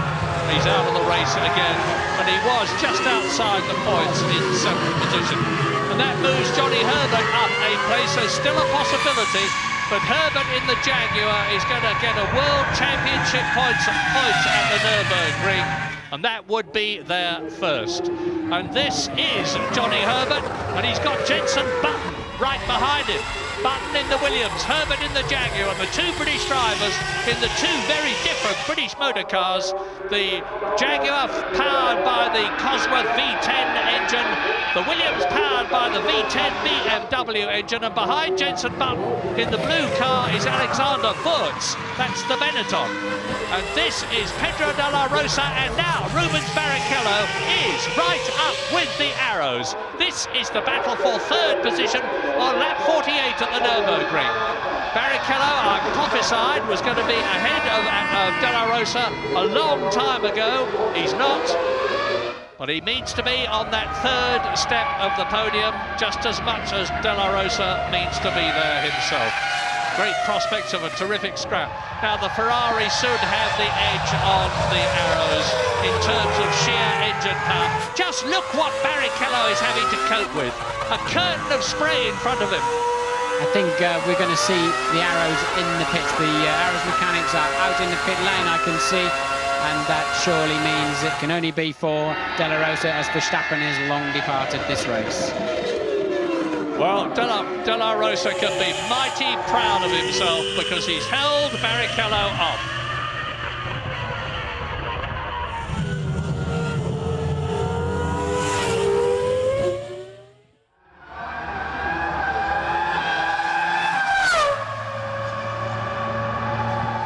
Lap 49, Pedro de la Rosa, having driven magnificently in 3rd position, comes in for his 2nd pit stop. Barrichello is up into 3rd. Ferrari's 1st and 3rd, sandwiching Mika Häkkinen. News from Louise Goodman. Yeah, down in the Arrows garage, I can tell you they're loving it, so well they would. De la Rosa running a very strong 4th. When you bear in mind that his car is fully set up for the dry condition, it really puts into perspective the guy's doing a great job. They've been constantly monitoring the weather. It did carry on raining right till the end of the race, but he's in 5 de la Rosa through the end of the race, and hopefully he's going to keep that 4th position. Yeah, he was half asleep on his pit stop, though. I think it threw him. They did not change his tyres, which is a smart move. They just went to fuel him as he gets lapped by race leader Michael Schumacher, and de la Rosa very dozy in getting away. I think he probably thinks it's Barrichello. He probably couldn't understand why his car wasn't up in the air. The team quite smartly thought the tyres are not going to wear out, just leave them on, go for a quick splash and go. And de la Rosa slow away, but we now know he's got enough fuel, of course, to the end of the race. As you're watching Marc Gené in the Minardi. From 13th position, retiring from the European Grand Prix. Lap 50, 17 to go. Michael Schumacher leads Mika Häkkinen, that you're looking at, by 13 seconds. Rubens Barrichello in the 2nd Ferrari, back to 3rd position, 60 seconds behind his teammate who is leading. Up into 4th position comes David Coulthard. To 5th position comes Fisichella. De La Rosa, I'm not sure whether he is down to 7th, letting Johnny Herbert up into 6th, or whether the Arrows is still in the points for 6th position. We'll know very shortly. But behind them, Jenson Button is in 8th position, ahead of Alexander Wurz and Ricardo Zonta. Everybody up to 6th position has been lapped, and there are now 17 laps to go. Yes, the German producer's not showing it to us at the moment, but Jenson Button is all over the back of Johnny Herbert like a bad suit, and this being Jenson's first wet race, of course. So he stayed on the black stuff so far, has Jenson, and a good scrap going on with Johnny Herbert. And there's a 10-second stop-and-go penalty for Jean Alesi, some incident that we certainly haven't seen. So Alesi with a 10-second stop-and-go, and he is currently 12th. Well, this is 7th to 10th. Just look at it. Johnny Herbert, Jenson Button, Alexander Wurz, Ricardo Zonta, in respectively the Jaguar, the Williams, the Benetton and the VAR. Johnny Herbert holding them up a bit.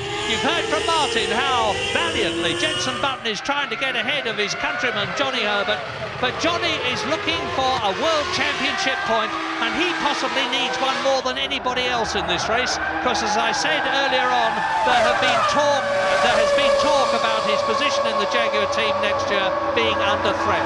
If he can get a point here, as he won the race for Stewart last year, it would help him enormously. Now Zonta comes in, he's peeled off from the back, he's come in for his 2nd pit stop in the BAR, and of course that's reduced the battle that was ahead of him to 3 men, Johnny Herbert and Button and Wurz. Well, that was pretty gormless as well. He just wandered into his pit. He's not in the centre of it at all. Ran into his jack man, into the jack itself. I mean, just wake up. Well, you can see how the cars are slipping and sliding in these conditions. Just imagine being in the car, an enormous noise going on behind you. You're fighting for grip. There's 800 horsepower being pumped out. Just the merest whiff of too much throttle and you can be off the circuit. And we're seeing again, as we have seen so many times in the past, how superlatively good Michael Schumacher is in the wet. Now, that's the Ferrari pit crew coming out. Now, I wonder if they short-filled Barrichello's car, because 7 seconds, in my view, was not enough. And what is that going on? That's De Nitz taking Zonta, who's just made a pit stop for 10th place. But I'm wondering why Ferrari can really, I think, we know Michael took 11.8 seconds of fuel. I think yes, it's Barrichello, look, coming in. I was right about that. I just didn't think they put enough fuel in his car. And this plays back into Coulthard's hands, but he doesn't appear to have any speed to do anything about it. Well, I'm just watching the road as you're watching Barrichello coming into the pit lane to see whether David Coulthard comes through and retakes that 3rd position. He was 19 seconds behind the Ferrari. It's going to be mighty close, but there's only just a little fuel gone in, and Barrichello exits the pit, and Coulthard has yet to go through. There he is!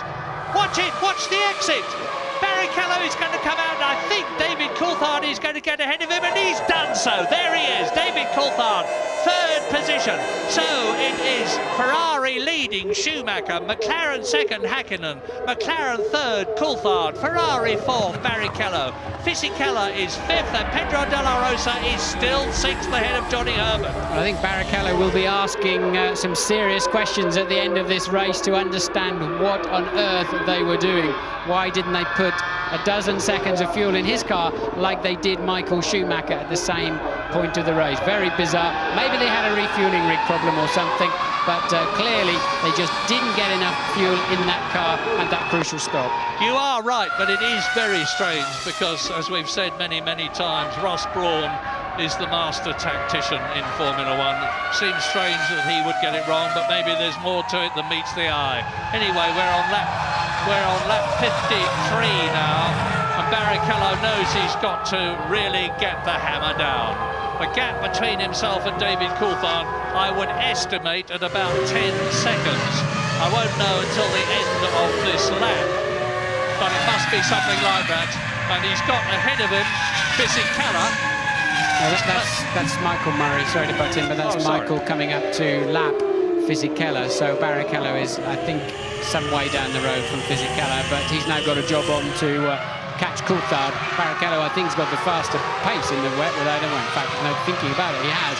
Can he get back at Coulthard in the remaining laps of this race? And has Coulthard got any kind of margin left in his pocket? Whatever problem he's carrying, he's got to find some more speed from somewhere. Well, Michael's lapping about 2 seconds faster than Fisichella. We'll see, hopefully, how he copes with it. And we see David Coulthard now looking good for that third position, which would give McLaren 10 World Championship points in the Constructors' Championship if he stays where he is. So that's Coulthard's board then. Look, P3, 14 laps to go, plus 8.4, and they've read that off the same computer that we give you the information from, as they've checked it out at the first sector on the lap that they're on. So it's the earliest piece of information you're going to get, and they're already getting that on the board for, and this is Hakkinen now, coming up to lap De La Rosa. Yeah, who is in 6th position, and off goes Zonta, the other BAR, down there in the gravel strip, and he's beached it. The rear wheel's spinning, they're off the gravel, so he won't get any purchase. I hope the safety car will not come out, because he's judged to be in an unsafe position, but it's going to be mighty difficult to remove him unless they've got a crane truck that can lift him off, because they can't tow him out backwards. They certainly can't tow him out forwards, because they would be on the tarmac. Here's a replay of what happened to Ricardo Zonta. He would have snatched the front brake on the way in, ran wide, and tried to power his way back onto the racetrack and beached it on the curb. Again, look, very, very tricky position. The drivers must respect the double waved yellows. They must slow down, but they don't always, especially in the closing stages of a Grand Prix. How much do you slow down? How much is a little bit slower? That's the problem. And it's so easy for another car to snatch a brake and go in there, and that must be physical. Wirtz taking a shortcut that won't pay off. And, trying to catch Jenson, trying to get past Jenson Button, and failing to do so. Now, a word about Button. We know that he's under pressure, just as Johnny Herbert is, because Frank Williams, to a lot of people's surprise, doesn't seem to be as enthusiastic about Button as we thought he might be. But Jenson, again, is in a first. It's his first wet Formula 1 race. And although he started well, Hakkinen, hand out, what's that mean? That's Mika's very clever way of saying, look, I really am slowing down. I'm extra slowing down. Look, I've even only got one hand on the steering wheel. Quite a smart move there from Mika. He has respected the flags. He does, like all the drivers, he does respect the job that the marshals do. They risk their lives for our safety, but he's making sure that the FIA, that the people who control the race see it without question.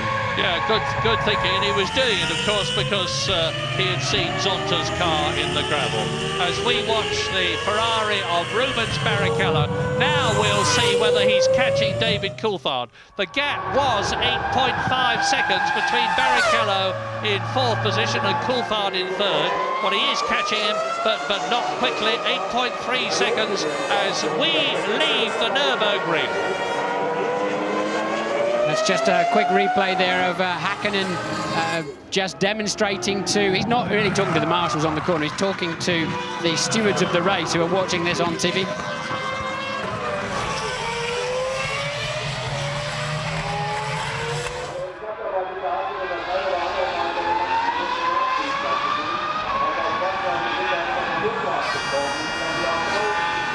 So, to read the race, Michael Schumacher basically has got to keep it going. He's 8 seconds on lap 56 out of 67, ahead of Mika Hakkinen, and looking good. He's a long, long way ahead of David Coulthard, 1 minute and 18 seconds. In fact, he's not very far off lapping the Scotsman. Rubens Barrichello is catching in 4th place, David Coulthard in 3rd, but not quickly enough, I think, to be able to get onto the podium. 5th is Fisichella, who's been lapped. 6th is De La Rosa, who has been lapped, of course. Johnny Herbert is a long way behind De La Rosa. It does not look as though he's going to bring the Jaguar home in the points. Well, I think you're being vindicated here, Mary. You're saying Barrichello hasn't really been shining. He's about to be lapped by his teammate. Now, at the sharp end of the grid, that does not happen. Remembering, of course, that Barrichello's fuel stop strategy definitely did not help him today. I don't know whose decision that was, but it was not a smart one. And Barrichello surely is fast enough to catch Coulthard. Well, we'll have to wait and see. Meantime, The stirring sight for a lot of people of two Ferraris together, and it is a stirring sight, but it's not stirring for Rubens Barrichello for the simple reason, as Martin's just pointed out, that there is nearly 2.8 miles between them in terms of race distance, because Michael Schumacher there is on his 57th lap and Rubens Barrichello is on his 56th lap, shortly coming through to complete it. 11 laps to go, as you have just seen, and running last at the present moment is Jean Alesi, who has been lapped twice. Here are the retirements. Ricardo Zonta was the last one. Marc Genet, Jacques Villeneuve, Eddie Irvine, Verstappen, Ralf Schumacher, Mika Salo, Heinz-Harald Frentzen and Jarno Trulli.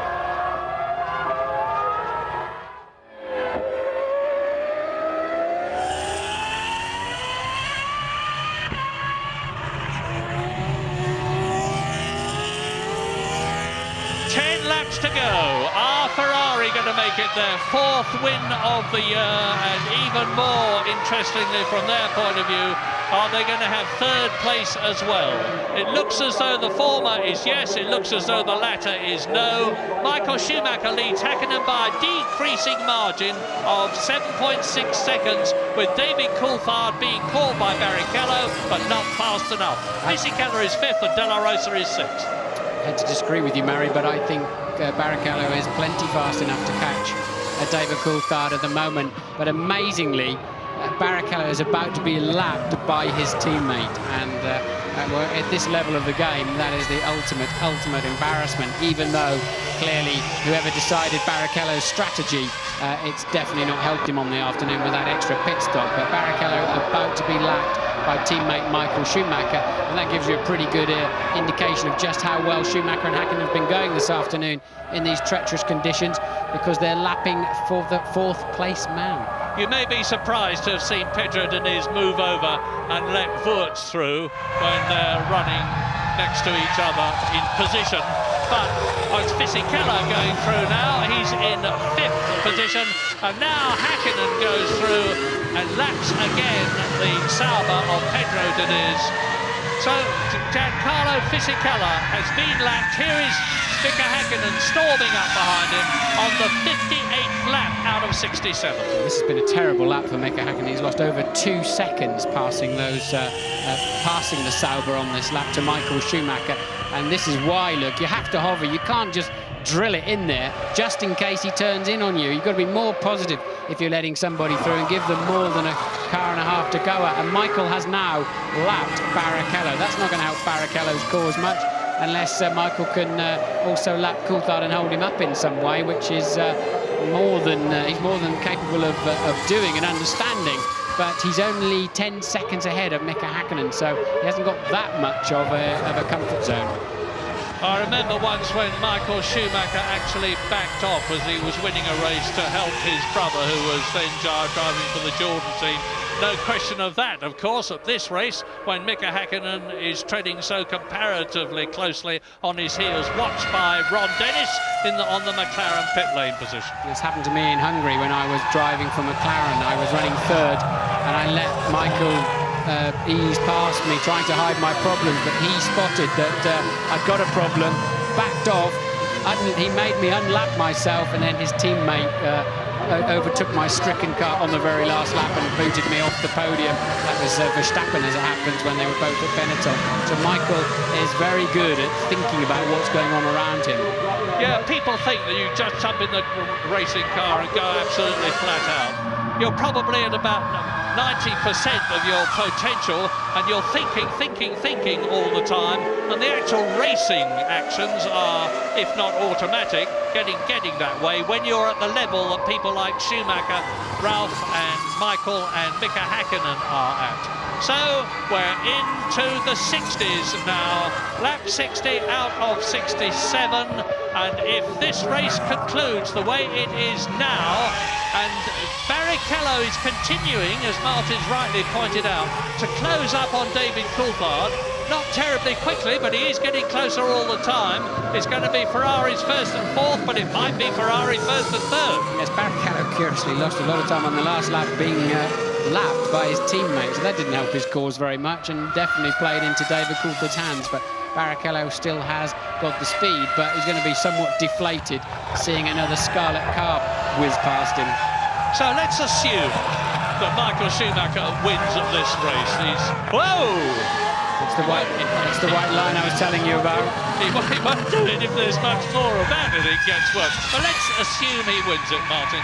Is it going to be Michael Schumacher's skill, the Ferrari's performance, or the Ferrari team's strategy?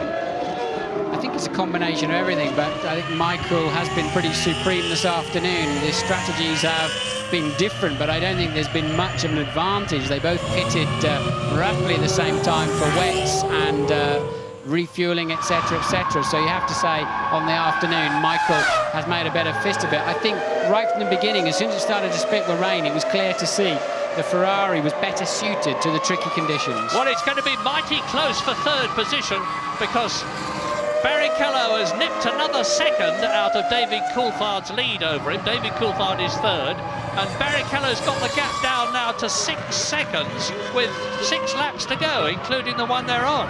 Yes, now this is very, very interesting, because to get to Michael Schumacher, Häkkinen has got to lap Schumacher's teammate, and to keep, I mean, Häkkinen's really homing in on Schumacher at the moment. To keep Häkkinen away, he's got to leapfrog Häkkinen's teammate to lap him. So Coulthard might come into play in this race yet, and also Barrichello can do a pretty good job of spoiling Mika Häkkinen's race. Either which way, I think it could play into Coulthard's hands, and we could see a little bit of argy-bargy with people unintentionally, in inverted commas, holding other people up. What we don't know, of course, is to what extent, if any, Michael Schumacher has got something in reserve. He knows that Häkkinen's closing up on him. He's in touch with his team by radio. He'll be getting pit boards. What he's now got in reserve is Rubens Barrichello as rear gunner. So Ferrari may have pulled Barrichello into that position, and Michael Schumacher may not even have to risk passing David Coulthard. So, lap 61, the race order: Schumacher, Häkkinen, Coulthard. The remaining 3 in the points: Rubens Barrichello, who's now 5.3 seconds behind Coulthard. Fisichella in the Benetton, looking good for another points finish. Pedro de la Rosa keeping his fingers crossed for the first point for Arrows of this season. Johnny Herbert is 7th, and there he is, followed by Jenson Button's Williams 8th, and Alexander Wurtz's Benetton 9th. David Coulthard's about to catch this little gaggle having a squabble. So Coulthard now, who's still really under pressure, he's got Schumacher homing up behind him to lap him. Barrichello just behind that, now just 5.3 seconds adrift. How David Coulthard is in third position this afternoon, I'll never know, with the whatever his problems are, whatever the reason, his lack of pace. But he's going to have to work hard to defend that. Look, Coulthard now has Michael Schumacher, the race leader, behind him. So, lap 62, and if anybody in the first 6 goes out of this race, the car that you're looking at in the lead here, 7th place Johnny Herbert is, and here is the Ferrari. Coulthard yields. Coulthard had to yield, so blue flags are waving. Wave blue flags for car 2, it says on the computer. So he'd obviously passed at least 4 of them, and he had to yield, otherwise he'll be given a stop-go penalty. So, through to complete the lap goes Michael Schumacher. He's into his 63rd lap now as the Johnny Herbert Jaguar. Button, Williams, Wurtz, Benetton battle continues, being caught by Michael Schumacher to lap him. Yes, this is Coulthard yielding. He has to do that to let the race leader through. He has been lapped. Now Barrichello just 2.3 seconds behind third place man Coulthard. Häkkinen just 5.9 behind race leader Michael Schumacher, but we know he's got to clear his own teammate and Michael's teammate to get to him. And Michael Schumacher passes Wurtz's Benetton, so he's passing these people which Häkkinen behind him has then got to pass. So, lap 63, just 4 laps to go at the end of this one. Michael Schumacher keeping it on the field, on the tarmac, in spite of these appalling mist clouds in front of him, and Jenson Button now. Is he going to turn across? Yes, he does. Michael Schumacher backs off very sensibly, and Button sees them, holds the Ferrari back. This is, and look at Häkkinen.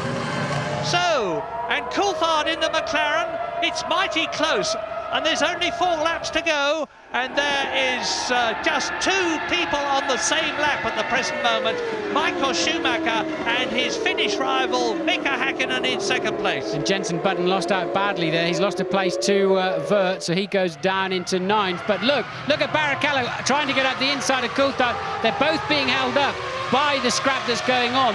A further lap. They're lapping. They're already a lap down themselves. The other people getting in the way are 2 laps down, but Coulthard got a reasonable run out of the corner. Where is Barrichello in that spray? Still behind him, look.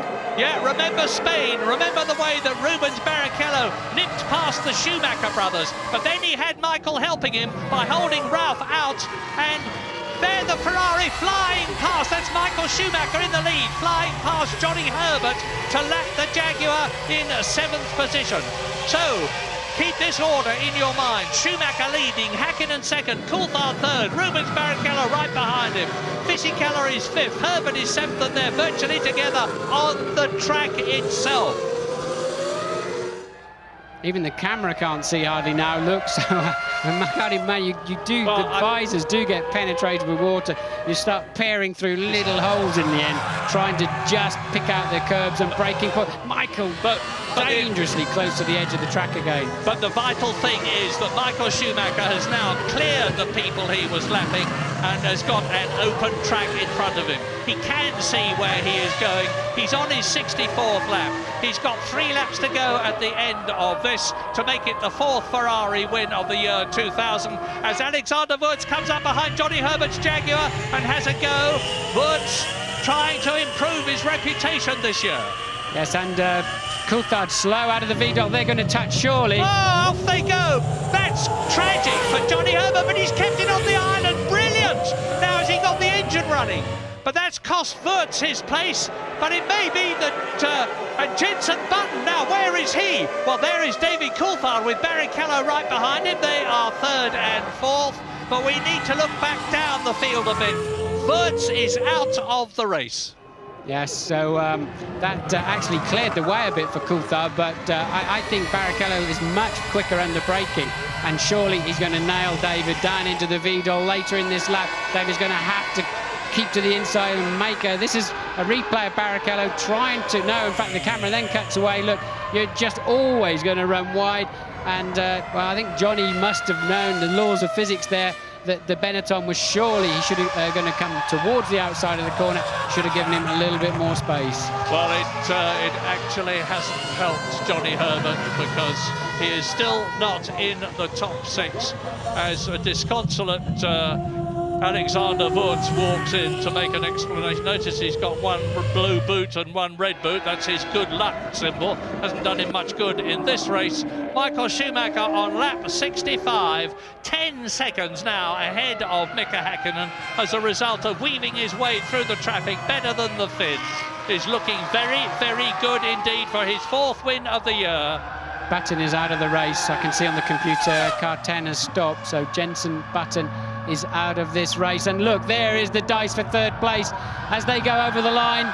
So Barrichello can't find a way through the spray. He didn't find a way up the inside into Vidal, and Coulthard has to somehow hang on for 1 more lap. Crucial for David, while he's struggling with his injuries or whatever he's got to carry, he needs to maximise his points in this race. He cannot afford to yield that place to Rubens Barrichello. Well, David's had a first. He's had 3 thirds, one of which was disallowed. He's had a 3rd. He's driven magnificently this season.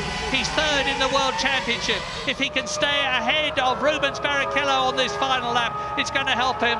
On this last lap for 1, it's going to help him as the Ferrari technicians look anxiously at their monitors, and Michael Schumacher is on his 66th and last lap but 1. That was the Ferrari. Now the next car up will be Mika Häkkinen's McLaren. There it is, and David Coulthard, and behind him is Rubens Barrichello. So Barrichello, I think his best chance is at the next corner after this. So if he's got, Häkkinen's given up. Häkkinen's satisfied with 2nd place. He's now 13 second. He realises he's not going to leapfrog those 2 in the time available. And Barrichello just nowhere near close enough, even though he's much stronger on the brakes into this Vidal. So now Coulthard knows where his strengths and weaknesses are. Barrichello's got better traction. We've seen him overtake cars out of this chicane all afternoon. But Coulthard knows he's got to have just enough distance into Vidal, and he's guaranteed then this podium position. But now, can Barrichello get a run up? There's a lot of grip up to the inside of turn 1 in the rain here. It is amazing how late and deep you can go on the brakes. Barrichello, I expected him to pop out of the spray, but he just couldn't do so. Strong engine there in Coulthard's car. Barrichello driving absolutely blind, and total faith in the car in front. Well, these two are not going to go the full race distance. Only Michael Schumacher, who is now on his last lap, and Mika Häkkinen are going to do that. But it certainly looks like being Ferrari, McLaren, McLaren, Ferrari, because look, on this last lap for him, David Coulthard is staying ahead of Rubens Barrichello as they exit turn 5 on this 13-turn corner track, and Michael Schumacher comes out of turn 8 with the German horns, the air horns blowing, the flags are waving. Schumi is their hero, and you can see Ferrari flags all round the track. A magnificent, if he gets there, and he hasn't got far to go, the Ferrari mechanics already crowding the pit lane. And Michael Schumacher is coming in to win his 4th race of the year, to extend his World Championship lead over Mika Häkkinen by a further 4 points, from 14 points to 18 points. Schumacher wins in Germany. And Coulthard, I think, is going to maintain the 3rd. He took a 2nd somewhere out of Barrichello, and there's Coulthard 3rd, Barrichello 4th, and curiously 2nd place man coming over the line now, nearly a lap ahead. So Häkkinen, a slightly disconsolate cruise over the line. Great drive from Michael Schumacher. And with Pedro de la Rosa in 6th position in the Arrows, behind Fisichella in 5th place, it means to say that Arrows magnificently in their newly liveried bright orange motor car have finished in the points for the first time this year to give Pedro de la Rosa his 2nd World Championship point in his 2nd year of Grand Prix racing. A very, very happy Ferrari team. Well, McLaren have got 10 World Championship points to Ferrari's 13. It could have been worse, but the fact remains that the gap in both championships between Schumacher in the drivers and Ferrari and McLaren in the constructors has increased. In fact, now Michael Schumacher is on 46 World Championship points to Mika Häkkinen's 28. David Coulthard is still 3rd. Rubens Barrichello is in 4th place as he was before. Ralf Schumacher is still 5th, and Fisichella is still in 10th position. Well, as ever in Grand Prix racing in Formula One, a wet race, particularly one that starts off dry and becomes wet all the other way round, has turned out to be immensely exciting and dramatic, and it really does look as though the tide after all these years has turned for Ferrari, led by the little man that you see walking into the Ferrari garage, Jean Todt, the Frenchman, who recruited Ross Brawn, the Englishman, Rory Byrne, the South African, Michael Schumacher, the German, to help him bring Ferrari back to the front, and he's certainly done it here. Important day for Ferrari, because clearly McLaren were gathering pace and coming back at them with some energy after those dominant 3 wins by Michael in the first 3 races. And Ferrari today have nailed that. They've stopped that march, and I think it was a very significant day in this year's World Championship. Yes, and the thing is that in recent years, Ferrari has started off the season not as well as McLaren, but have closed the gap as the season went on. This year, it's been just the reverse. They started off tremendously strongly with those 3 successive victories, then lost the next 2 races to David Coulthard for McLaren and Mika Häkkinen for McLaren, and have now won the 6th. There's 17 races in the series. We've got a new race in America, the 15th race of the year, in the 3rd week of September. And it looks as though the championship is going to get more and more exciting, because McLaren at Woking with Mercedes-Benz power will not give up. Led by Ron Dennis, they've got years and years of experience, and they know that the championship is never over until it's over. Michael Schumacher giving his distinctive pumping action from his 2 fists, and Mika Häkkinen draws alongside him. McLaren now Ferrari are now on 62 World Championship points to McLaren's 52, so they've extended their Constructors' Championship lead by 4 points, with Williams still holding on in 3rd place. When Mika Häkkinen watches a replay of this race, he's going to be disappointed and looking the other way when he sees how Michael Schumacher overtook him earlier in the race. I think he's going to be very disappointed with himself that he yielded, he gave Michael so much space, and that was a critical point there, because then it allowed Michael to get off and build a lead, and Mika really will not enjoy that moment on the video. Well, just a statistical point, but it is of some real significance in winning this World Championship race and getting 10 World Championship points. Michael Schumacher has moved up ahead of the late great Ayrton Senna to the 2nd highest World Championship points scorer of all time. He now has 618 points and has been bested so far only by 4 times world champion Alain Prost, who is here to see his Prost team driver, the only one, Jean Alesi, finish in 9th position, with Nick Heidfeld not being allowed to start the race due to his car being underweight at the end of qualifying. So, the results of the European Grand Prix at the Nürburgring: a Ferrari triumph. Michael Schumacher wins from the 2 McLarens of Mika Häkkinen and David Coulthard, and his teammate Rubens Barrichello 4th. Giancarlo Fisichella for Benetton has got 2 World Championship points for 5th place. De La Rosa, a magnificent single point, their first this year for Arrows. Pedro Diniz in 7th place for Sauber. Gaston Mazzacane, the Argentine driver, in 8th position for Minardi, ahead of Jean Alesi. Jenson Button is going to be classified 10th, although he's 5 laps down.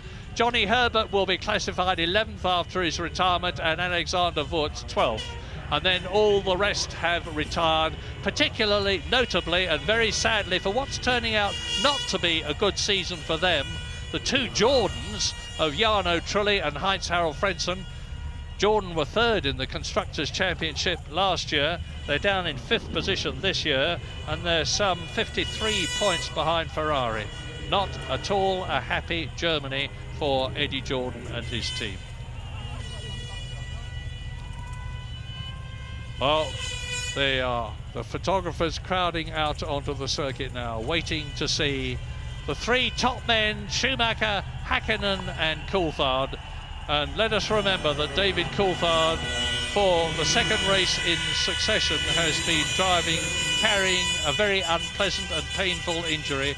That is to say, 3 cracked ribs. You need to be very, very fit, and as well as being gigantically determined to be a Grand Prix driver, and he's certainly every bit of that.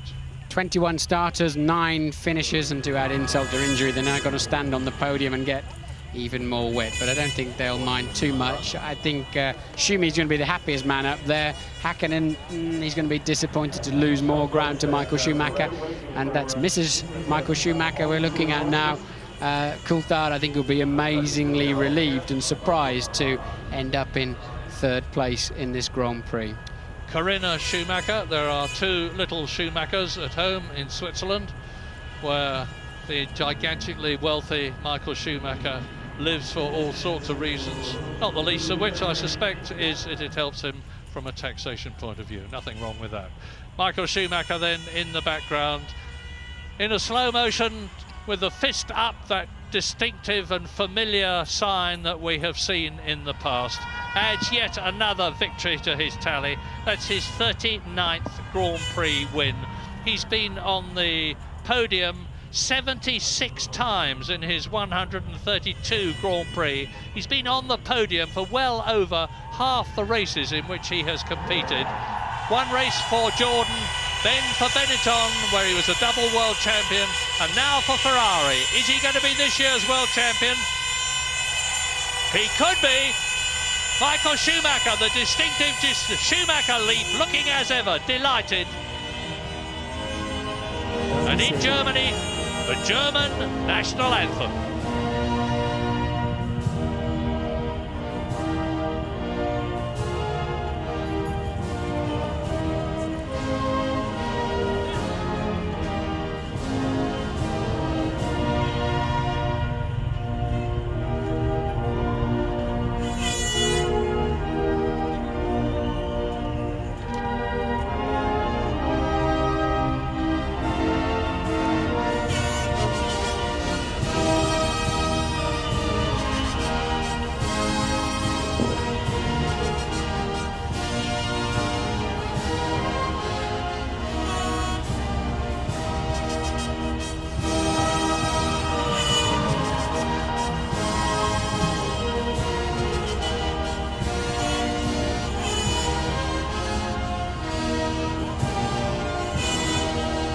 A German driver won the race, an Italian car won the race. Ferrari, Italy.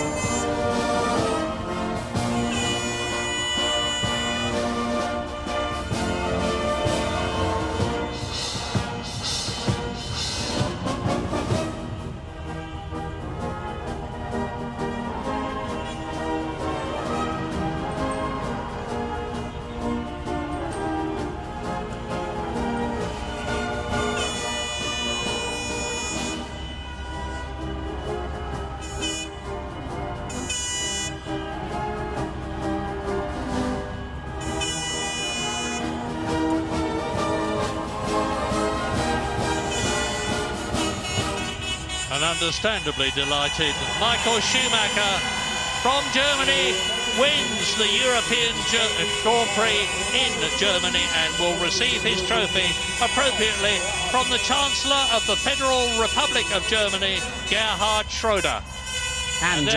And Mr. Romano Prodi, which is interesting. Obviously a bit of a healing of the ways between Formula One and the European Commission, but Michael Schumacher, I think, more delighted on the podium than I've ever seen him before. With very good reason too, because he feels that this is his year again, after working so hard for Ferrari since 1996, and that's Michael Schumacher's engineer rightly receiving the Constructors' Trophy. David Coulthard looking as though he's in a bit. Mika Häkkinen lifting his trophy, and David Coulthard looking a bit wan, and well, understandably, as he contains his chest. Must be very painful indeed. So, a great European Grand Prix. David Coulthard rightly kept well away from the champagne festivities in the past race or two, but he's getting in there this year, and that is good to see.